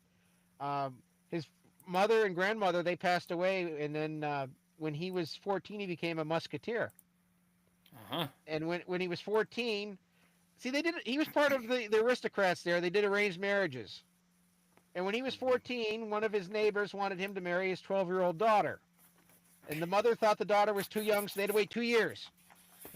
So when the daughter was 14, he was 16, it was okay. I mean, people think that's weird now, but back then people didn't live that long. Yeah, okay. But I know, man. Yeah, and still weird. Well, you don't even think about them being married, that young Lafayette and everything. You just think about him coming over here as a teenager, and he already had a kid by the time he came over here the first time. Yeah. So, I mean, and with George Washington not being able to have kids, they assume he was sterile. I think that was a God at play there, because if Washington had descendants, we would be seeing them. They'd always go to him all the time in the news. What's your opinion of this? Is Washington's descendant? Yeah. Well, I mean, don't you ever think about that? Yeah. Hell, they could be our king today, right? Yeah. But He was. And his, because Martha had kids from another marriage. I think that's how they were related to Robert E. Lee. Right? Yes. And I you think never you're hear right. about Lee's descendants either. Yeah. I think he had some. Yeah. So he was basically the son that Washington Yeah, never he was had. adopted son of Washington. That's how it was regarded. Mm-hmm. And he had to sneak over here to come over here because his father-in-law didn't want him coming over here and abandoning his daughter. Yeah. This guy. And oh, here's a fun fact for you. And I'm sorry, I already have to give the answer. It'd be a fun trivia question. You can use this at parties this weekend, y'all. Okay, so go up to your friends and say, name the foreigner who has more things named for him in the United States than anybody else, and it's Lafayette. I mean, Well, just think of it: the cities, the streets, all that good stuff. It's he's this not even cat. considered a foreigner because after they framed the Constitution on what a natural-born citizen was, Congress passed a law, special law only for Lafayette, only him and all of his descendants to the end of time, they're American citizens. So That is so cool, I so kind of cool, wonder Ed. what is he descendants today? Yeah, Where are they? Because you don't hear about them. I don't know. That's a great question, and we need to find out. And I mean, he's got a statue in the U.S. Capitol. Yeah. I mean, For this now, guy 'cause was so important to our existence. I got told that they rotate those statues in and out of the Capitol sometimes. I don't know if he's still there or not. Uh-oh. Now I'm getting a little concerned, bro. Well, I got told that back in the 90s when I was there for a visit. You're gonna make me ask Grok again? He Dang defied it. the king to come to America. He bought a ship to come over here on a trade ship. He bought all the cargo on the ship so he could get over here because he was afraid that the king would catch him. And when he got here, Franklin knew him in France, and by then Franklin had got here, and Franklin was his biggest supporter. He couldn't speak English, so he taught himself English on the boat ride over here. And within a year, he was fluent in it. This guy. This guy. By the way, you're right, man. The statues in the U.S. Capitol are occasionally rotated in and out, though it's not as a frequent or routine process. I bet Blah it's blah been blah more blah blah. frequent in recent years. I bet it has. Oh gosh, I bet it has. Let's see. Hold on. Well, there's too much here, but yes, you're correct. He was so enthusiastic for the American cause. He offered to serve without pay, and after that he did that. Congress made him the Major General. Freaking hero. But that's probably because they figured they'd have to pay him. Yeah, we don't have to pay this guy a general So salary. he's the Major General. Yeah, Major. That's And awesome. Washington wouldn't let him run his own regiment at the beginning because he was a foreigner. But by the end, they became such close friends, father and son. There, he did. Yeah. Oh, he was his partner in all sorts of battle planning. Yes. Okay. What else we got here? He went back to France a couple times Yeah. during the war. And when he went back the first time, the king arrested him, but he put him on house arrest for 8 days just so he would save face. He escaped. Yeah, well, no, he got sent back, but Lafayette wanted to invade England and lead the army from France to invade England. The king wouldn't do it, so he came back to America. And Washington ended up sending him to Virginia with General von Steuben, and he was at Yorktown there, and we went into that a little bit earlier. He brokered a trade agreement with France after the war. Now, this is the other interesting thing I mentioned to you off air. He was one of the co-founders of the Society of the Friends of Blacks to Abolish Slavery, and that was in France. And they orchestrated stopping the slave trade to France. And when he came back over here, he's the one that talked to all the founders about abolishing slavery. And some say that's why Washington ended up freeing the slaves in his will, was because of Lafayette's influence. But you never hear about this Lafayette being an abolitionist. You don't hear anything about that at all in his bio anywhere. I found that out as an adult. When he came back 50 years later, it was because he got invited over here to come back. He was only supposed to be here for a few months, and he ended up staying for a year and a half. He went all over the place. And he wanted he to went see. to all 20. There were 24 states. He went to all of them. And he brought his son with him, George Washington Lafayette. He named him after George Washington. And he may have been the first person to name their son after George Washington. Oh wow! Because it was when he went over the first time that his son was born. Huh. And he was over in France during the Revolution, and he was one of the key figures, but he wouldn't get involved with a lot of the stuff the French were doing because he stood for the American idea of freedom. And he was always clashing with them. He ended up fleeing to the Netherlands. He got imprisoned. He got offered to run a position in Napoleon's government. He turned it down. Uh, and when James Monroe invited him over here, he went to Washington's grave, and that was the first time he'd seen the grave because Washington had died by then, 50 years later, you know. Right. And when he was on the Ohio River, the boat sank, and his son saved his life, and he went and got some of the dirt in Valley Forge when he went to Valley Forge, and that got sprinkled on his grave when he died.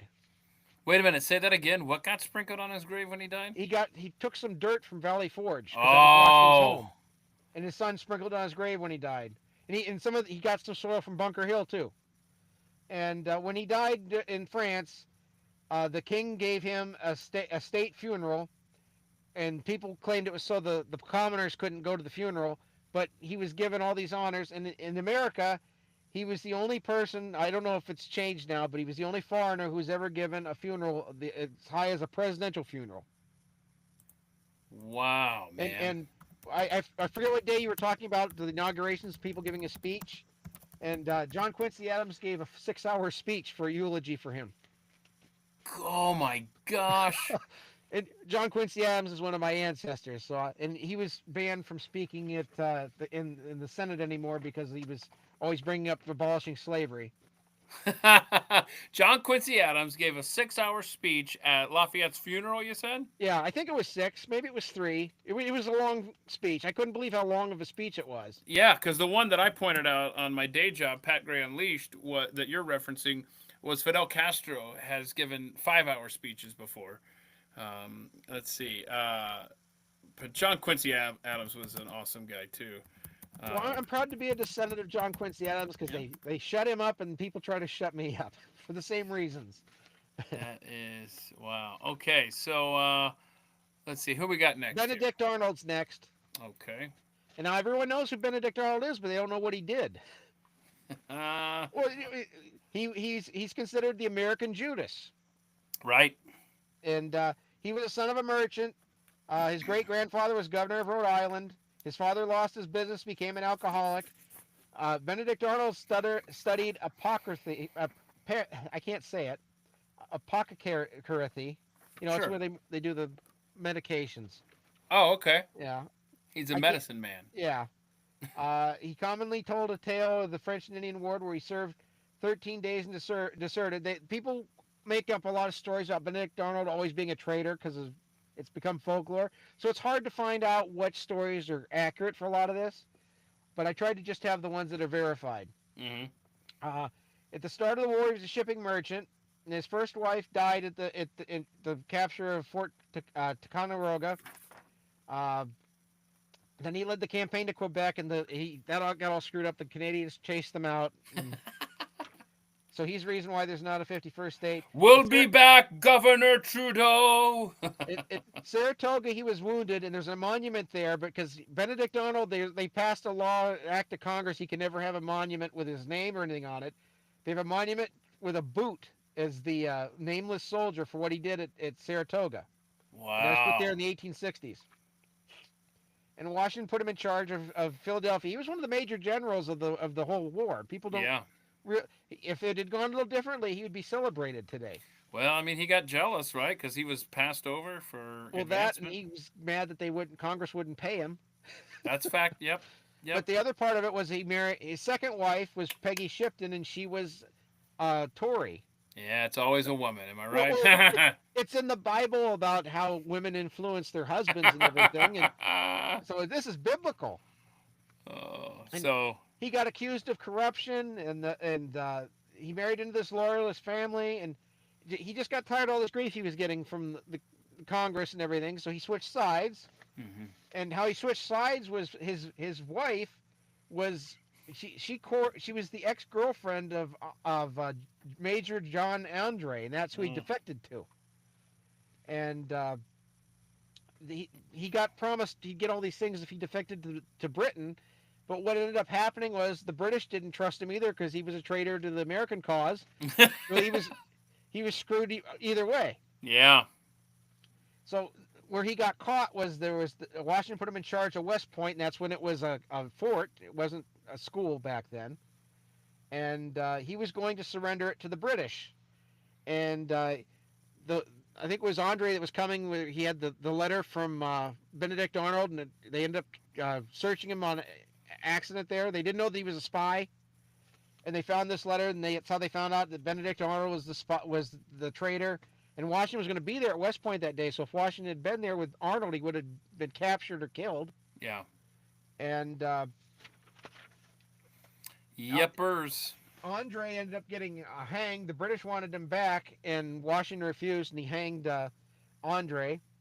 And Washington never forgave Arnold for what he did, and he was always trying to capture him to hang him, and they never did because he was always a coward. He fled over to England. Yeah. And he came back over to. Things didn't go so well over there. No, he came over to Canada because the English wouldn't accept him, and the Canadians wouldn't accept him because he tried to invade Canada. So then he went back over to England. He died in exile. Yeah, a man without a country, literally. And the story that goes with him that there's no way to verify it, but they always say that on his deathbed he wanted to wear his American uniform, and he regretted what he had done, and he asked God to forgive him. And wow. Now, due to a clerical error, no one knows where he's buried. A clerical error. He doesn't even know what his where his grave is. So we go from 2 graves to no grave, and he had no military honors in the British when he died. And Benjamin Franklin said about him, "Judas sold only 1 man. Arnold sold 3 million." Ooh, Ben Franklin. Ben Franklin had some good ones there. Yeah, he did. Who's this cat? That's John Trumbull, and he's known as the painter of the American Revolution. Now, all those paintings you see of the battles and the signing and everything, this is what people don't realize about those is he interviewed all the people that were there, so the compositions are as close to the reality as they could be. That's They're not cool, just something man. He invented. Okay, that is really good to know. And his backstory was his brother was the first Commissioner General in the Continental Army. He had another brother that was the second Speaker of the House. He could only see out of one eye. And he went to Harvard. He graduated at age 15. He was a soldier. He sketched battle plans for the military when in the Revolution. He was at the Battle of Bunker Hill. He ended up resigning the military over a dispute over pay and the date he was commissioned, because that affected his pay. So he became an artist. He went to London. He also studied under Benjamin West, like the previous. Then he met Franklin there. He started painting portraits of all the Americans that were in France. And he started talking to them about where they were in the different battles and everything. He painted Washington from memory over there in England, in France, because he knew what he looked like. When John Andre was hung for treason, he got arrested over in England, and they wanted to hang him in retaliation. Oh wow! But because he was a painter, they let him go. Wait a minute. So you could play the painter card and say whoa. Well, they wanted a painting because you had to have skill to be a painter. Yeah, okay. He's still in prison for months, and when he got released, he came back over to America, and he went back a few years later to finish his training under West. Then he went to Paris again, and when he came back over here, he met with a lot of the people in person, so he knew what they looked like and where they were and everything. And when it wasn't possible to meet the person because they died, he met with the family. Okay. And to survive, he sold small portraits of each of the signers of the Declaration. Oh, that's cool. And he ended up being signed over to England as, I think it was Secretary of State under John Jay. Or John Jay was Secretary of State. But they negotiated the treaty with England. He was there for that. And he eventually became president of the American Academy of Fine Arts. But the big thing about him is you don't think that those paintings, you think they're all imagined, but they talked to the people that were there. And he's the one that did the painting where Lafayette is with James Armistead. Where James Armistead's behind Lafayette. There's that famous painting. And Armistead's dressed all fancy for some reason. Huh, okay. I never even thought of that, Ed, of how the painters would interview people that were there to get a full picture. That's amazing. impress all the painters at the Blaze now because you know that story. There it is. There it is. Baron Friedrich Wilhelm von Steuben. That's him, and he came from a military family, and he joined the military. This is over in Germany when he was there. He joined the military at age 16 and became known as one of the most disciplined officers in the Prussian army. And the Prussian army is the most disciplined army on earth at that time. And he was in that. He was in the 7 Years' War over there. He was a chamberlain for 11 years, and that's where he got the title of being a baron. And that was his niece was married to a lord, and that's how he got the title. Mm. And he was unable to find work with no wars going on, so that's why he talked to Franklin. This is another thing. Soldiers could be an occupation. You could go to other countries and fight in their wars for them. That was a common thing back then. Yeah. Those are called mercenaries. Well, they didn't call them that back then. And he wasn't, because he is responsible for whipping our army into shape. He's the father of the American military. That's what he was always known for. And how he got over here was he got to know Benjamin Franklin when he was in France.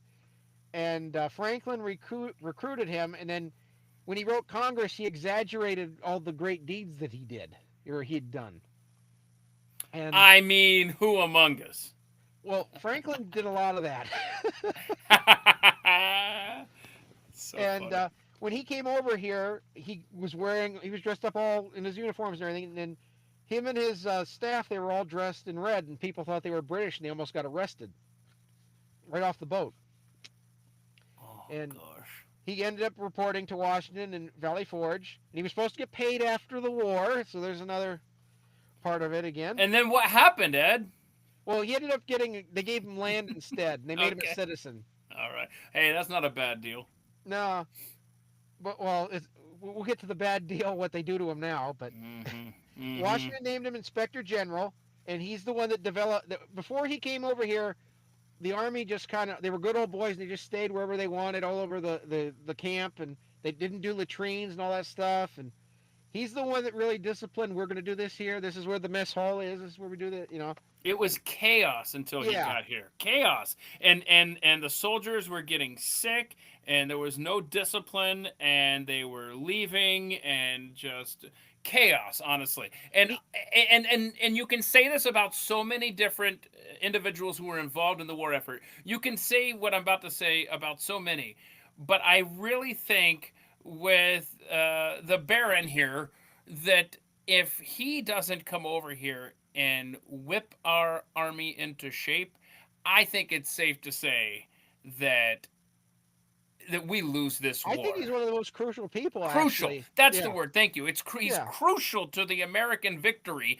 And again, Lafayette is, and Washington, of course, is, and there are so many individuals who are crucial to the story. But this guy for sure is one of those critical pieces. Think about what the war was like there. They couldn't send an email or a letter in a few days. That had to go over on a boat, and the news came back, and they had to go across land, all this stuff. And you had maybe 6 months before somebody would react. Yep. And all these people just happened to be there at the right time in the right place. I love how this guy comes over here and he's barking at him in German. Well, he didn't speak English. Alexander Hamilton and John Lawrence translated his orders into English. Hilarious. Now, some of the sources claim that he was swearing at the soldiers in German, but I don't know if that's true because Washington didn't tolerate swearing in the army. Yeah, but Washington didn't speak German, bro. I know. That's why I don't know if it's true or not. And he kept meticulous records so the Congress couldn't grift on the war. That was the other thing that happened. And he trained the volunteer army to be a standard army. He created the model where you'd have the Company A, Company B, and all that. Let's see. He led several battles. He sat on the court-martial of John Andre, who was with the Benedict Arnold. He was the British soldier that we captured and hung. He was Washington's chief of staff. He got discharged in 1784. He became a U.S. citizen. He was given an estate. One of the interesting things is he has a holiday. Did you know that? Von Steuben Day is September 17th. What? Wait, September 17th is already taken, but what? That's his day. It was probably a gay day, knowing how every day is gay now. But No, September. the That's parade, Constitution Day. Go the ahead. parade in Ferris Bueller's Day Off is the von Steuben Day parade in Chicago the year it was Wow. filmed. Oh, September 7th is yeah, Constitution Day is September 17th. So we need to find a different one for Well, that's his birthday. That's why it got. oh, my bad. Okay. I didn't remember that. Did they say that in I Ferris don't know Bueller's if they Day Off? said that in the film or not, but I always knew that that was filmed on his day. That's That's it, great. the parade. The parade, And okay. now he got purged from history in World War One because he was German. That was Woodrow Wilson again. And they even threw Mm. out some of the things that he did in the military because a German came up with them. And Wow. he was gone from history till the 90s, and then he came back because in the 90s they started to say that he was gay. Of course. And there's this Aren't either. we all at this point? Come on. Well, I mean, this one I told you what Grok said. I asked Grok oh who was. yeah, yeah. What did he Yeah, say? What did it Grok say? told me he did the first Pride parade at Valley Forge, and he just wore his hat and his boots, and he rode his horse naked through camp. There, Okay, now can we just stop for a second right there? Let's just say that happened. How is that a pride thing? That could just be I'm a goofy I'm drunk drunk. German riding through camp. I mean that describes the dorm floor that I lived on at the University Yeah. of Nebraska. That's not a pride parade. Well, they always claim whenever there's someone that didn't get married and they didn't have kids, they'll try to say that they were gay. Okay. He left all of his estate. There was two of the soldiers under him, but they tried to claim this stuff with World War II. The soldiers that the camaraderie between the soldiers means they were gay. That does not mean they were gay. There's a camaraderie between soldiers. Uh, And that's why he got brought back. But in the 90s, that's when Clinton got caught with the Lewinsky thing. That's when they brought back Sally Heming. That's when they tried to say Washington had an affair with Sally Fairfax. None of that stuff's based on reality. And that's when they started saying he was gay. And Washington didn't. This is the other thing. Washington didn't tolerate gays in the military back then. You got kicked out of the military. You got whipped. All this stuff. He stayed in Washington's quarters. So if he was gay, wouldn't Washington have known? okay. Since they bring it up, I have to bring up the counters, and people don't like that. All right. So, I know this chick, This is Betsy Ross. She's now, pretty important. The left tried to say she never existed. What? But that's what they've tried to say now. They tried to say that she was just made up, but she existed. Yeah. She was the wife of George Ross, who signed the Declaration of Independence. And she was thrown out of the Quakers for marrying him because he was from a different denomination.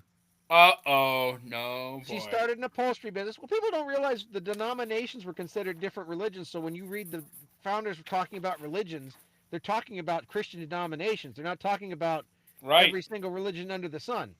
Yeah, okay. Now, she started an upholstery business with her husband. They made the tents, the blankets, the uniforms. They repaired uniforms. They stuffed paper tubing in the musket balls. And you don't think about an upholstery shop doing this stuff, but they had to make all this stuff from scratch. Yeah. And she met Washington because they all attended Christ Church, and that's how she ended up getting asked to start making flags for the military. And when they had the design for the American flag, Robert Morris went with Washington there to see her to do the flag. She changed the shape of the stars so that they could get the stars on there. Her husband died in the war, and her second husband was captured with the Navy and tried for treason and hung. Her third husband was a farmer, and the family all died from a yellow fever outbreak. And the experts claim that she never designed the flag. She didn't exist. It's all made up, but it's true. It's a lot of trouble if she's not real to come up with all these stories about her former husbands. Yeah. My gosh, okay. And one was a signer of the Declaration of Independence. Right. Okay. Now, this is John Paul Jones. He's the father of the Navy.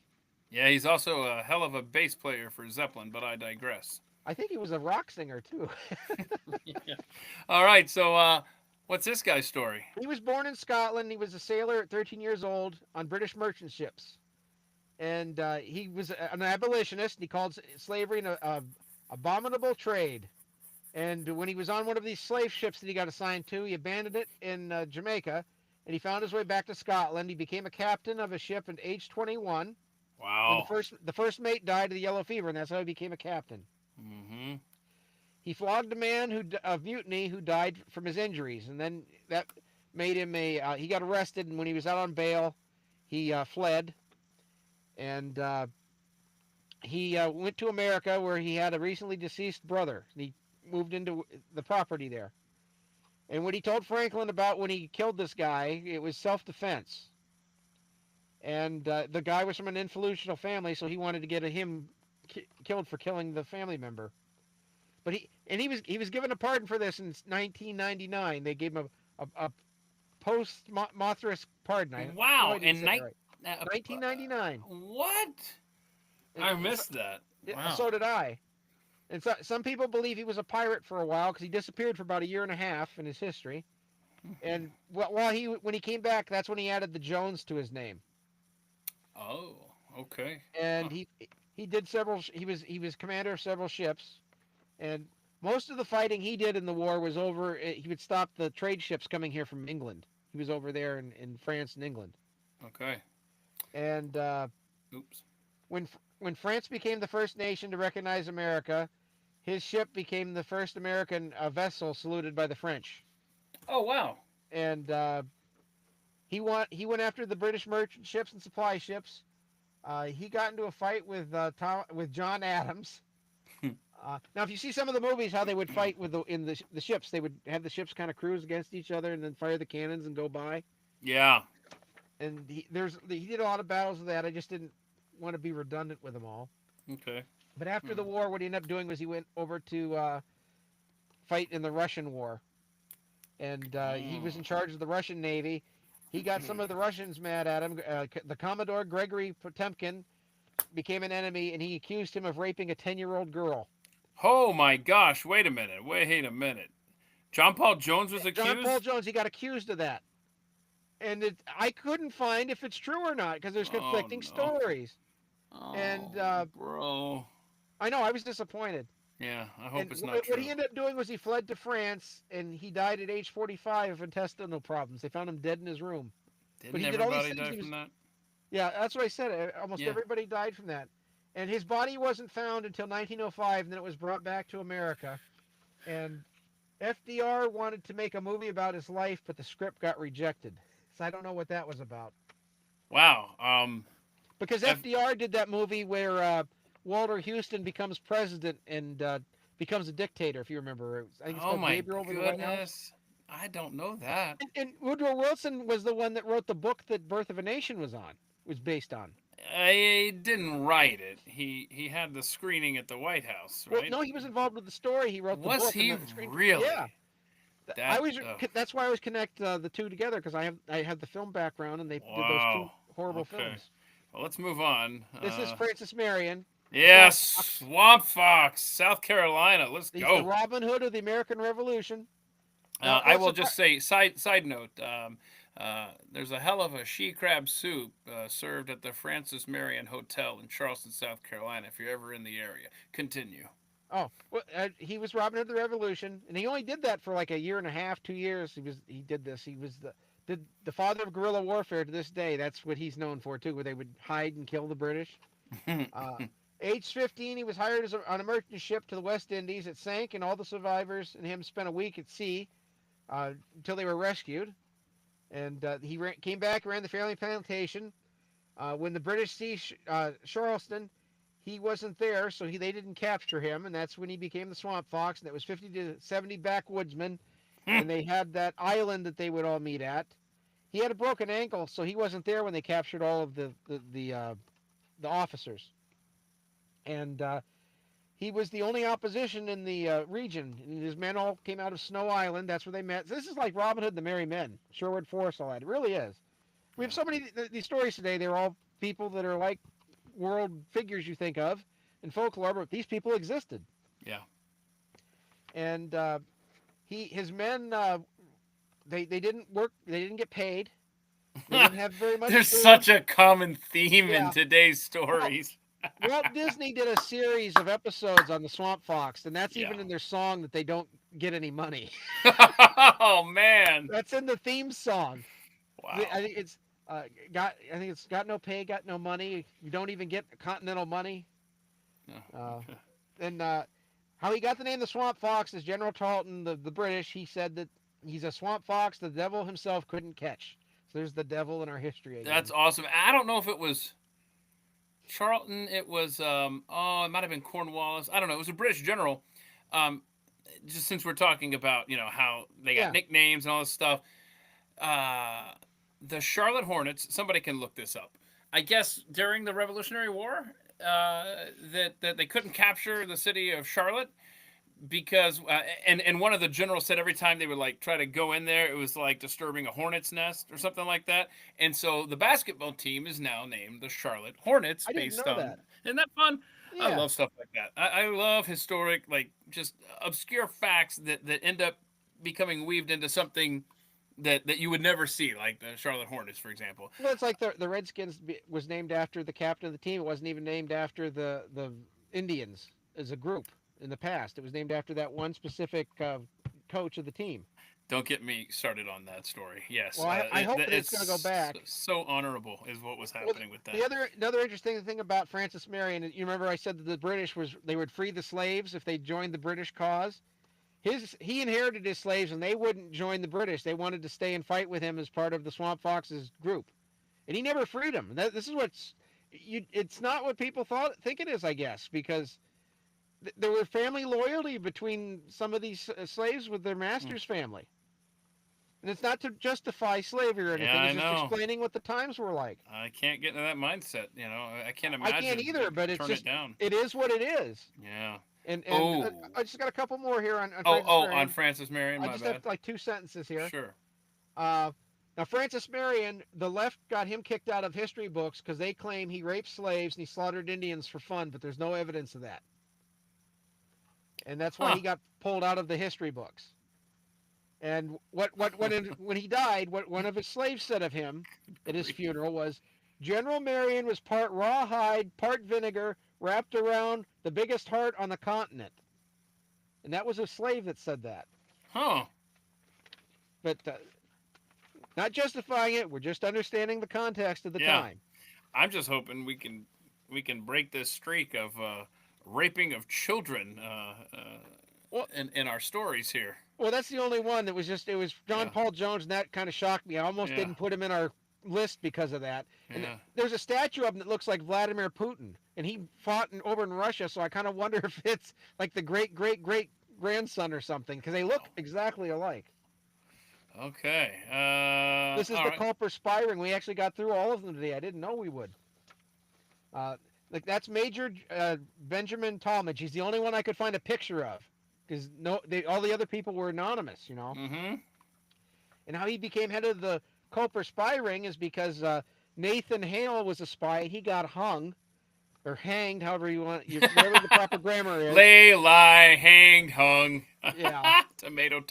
So Washington wanted to do something else because what they were doing is they were taking military men and they were making them into the spies, and the British kept hanging them. So Talmadge came up to him with the idea, we'll get civilians to do this, and it's just like the girl that works in the tavern, and she just happens to overhear things, and she just goes about her business, and they get the information, and she doesn't get caught. And the competitor with him was Charles Scott, and he was the one that was involved with Nathan Hale. And three of the five spies in New York, they got caught. So this is what led to Talmadge being the new head spy master. And their secrecy was so tight, Washington didn't even know the identity of the slaves. That is what is not so the slaves, the spies. That is so fascinating. We didn't know till the 20th century this even existed. Right. Was it's the unbelievable. I have it here somewhere here. I think it was 1930. Yeah, 1929. And when I was looking this up, they even found another one in 2022. 2022, they found another member of the spy ring. And That's just fascinating. Because I look in my books and I go see what's online to see if anything's updated. Or changed. Yeah, well, that too, because I wanted to mention things like what came up with General von Steuben in the gay pride parade. Right. Now, I asked it that again later, and it didn't come up again, so maybe they fixed it. But the other members of the ring, the head one, the next one where they got the name was Abraham Woodhull. He was known as Samuel Culper Sr., and that's how they got to be called the Culper Spy Ring. Mm-hmm. And how they got what it was named after was when Washington was a surveyor, he worked in Culpeper County, Virginia, and that's where they think that the name came from, as they made it Culper. Then there was Caleb Brewster. Ah, He was the courier. Anna Strong. I wonder if it's related to Wes's wife there. You said Strong was the last no, name. no, it's No. no, that's not Oh. it. Okay. No, no, But Victoria Strong, like like Boston Strong, oh, or okay. yeah. I'm sorry, I Yeah, misunderstood. no, you're fine. But she was Anna Strong was a spy. Her husband was considered or confirmed a spy in 2022. He was the one that they found out was a spy in the ring. Nobody knew till then. But before that, she stayed behind in New York, and he got sent away because they suspect him for a spy. The British did, so he fled. And she stayed there. And what she would do is she'd get the messages and she'd hang different color handkerchiefs and petticoats and Right? things on the clothesline. Incredible. And then Robert Townsend was another one in the group. He went by the name Samuel Culper Jr. and he gathered the intelligence in New York City. He posed as a loyalist merchant. And then there was Austin Rowe, and he delivered messages from New York City to Woodhill. That would have been Culper Sr. And their methods of coding messages, they were still being used into the 20th century. They'd use the invisible ink. They'd use number codes. They had a code book. There was also an Agent 355, and they still debate if that was Anna Strong or somebody else, because it was a woman. And so some of their intelligence, they would just they had designated areas in the wilderness and things. They just they called it a dead drop, and they just leave their parcel there, and then someone would come and pick it up. And they broke a lot of different things. I don't have to list them all off, but they were also they were the ones that found out that one of the generals was a double. It was going to be a turncoat, Benedict Arnold. That's what got them all alerted that somebody was a traitor. Yeah. It was all because of the spy ring. And I always wonder how they told that story before when no one knew the spy ring existed until the 1930s. And all through these people I listed off, That's a fair question. all of them got named since then. Some of them in the 50s and 60s and 70s. They didn't all get to know who they were right at the beginning. They found out that Talmadge was the spy master in the beginning, and then I think Anna Strong came second. Now, some of them are trying to say Anna Strong was never a spy. So I wonder if they ever got to meet, like a Culper Spy Ring reunion 20 years after the war. Hey, remember that dead I drop would I assume did? so, but we're thinking like 21st century I people. gotcha. I gotcha. Ed, it's a treat, man. I love doing this stuff with you. You're fascinating. There were tons of them I didn't even write down. I had tons of women and stuff. When I got to 35 pages, I'm like, we better stop. I didn't mean to freak you out. Here's what we need to do. And you need to do this on your Rumble channel. Remind everyone where that is. It's rumble.com/ Rediscovering Walt Disney. I've got a couple of Rumble pages because I've got the one with American history too. It's Forgotten American History. I put all Glenn's founder shows on there, and I've got a lot of the capitalist cartoons from the 50s. Ed is just a wealth of history knowledge. And here's my challenge to Ed. And I haven't even mentioned this to you. It just kind of occurred to me when you were here wrapping it up. What I bet you could do if you wanted to, on your Rumble channel, Ed, you could do a 24 hours of Ed marathon where you just talk history, just you.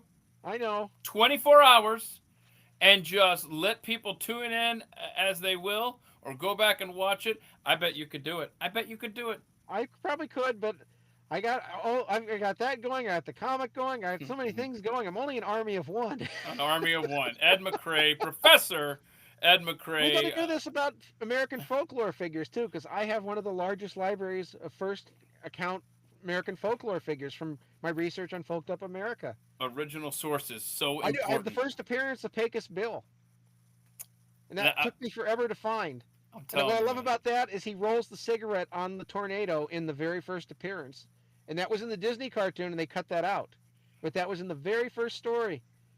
That's awesome, man. And it's got the illustrations and everything. I mean, I always show this if we come back for that. But. Yeah. Keep an eye on his stuff. And follow him on Twitter. He posts stuff all the time there. @real_Ed_.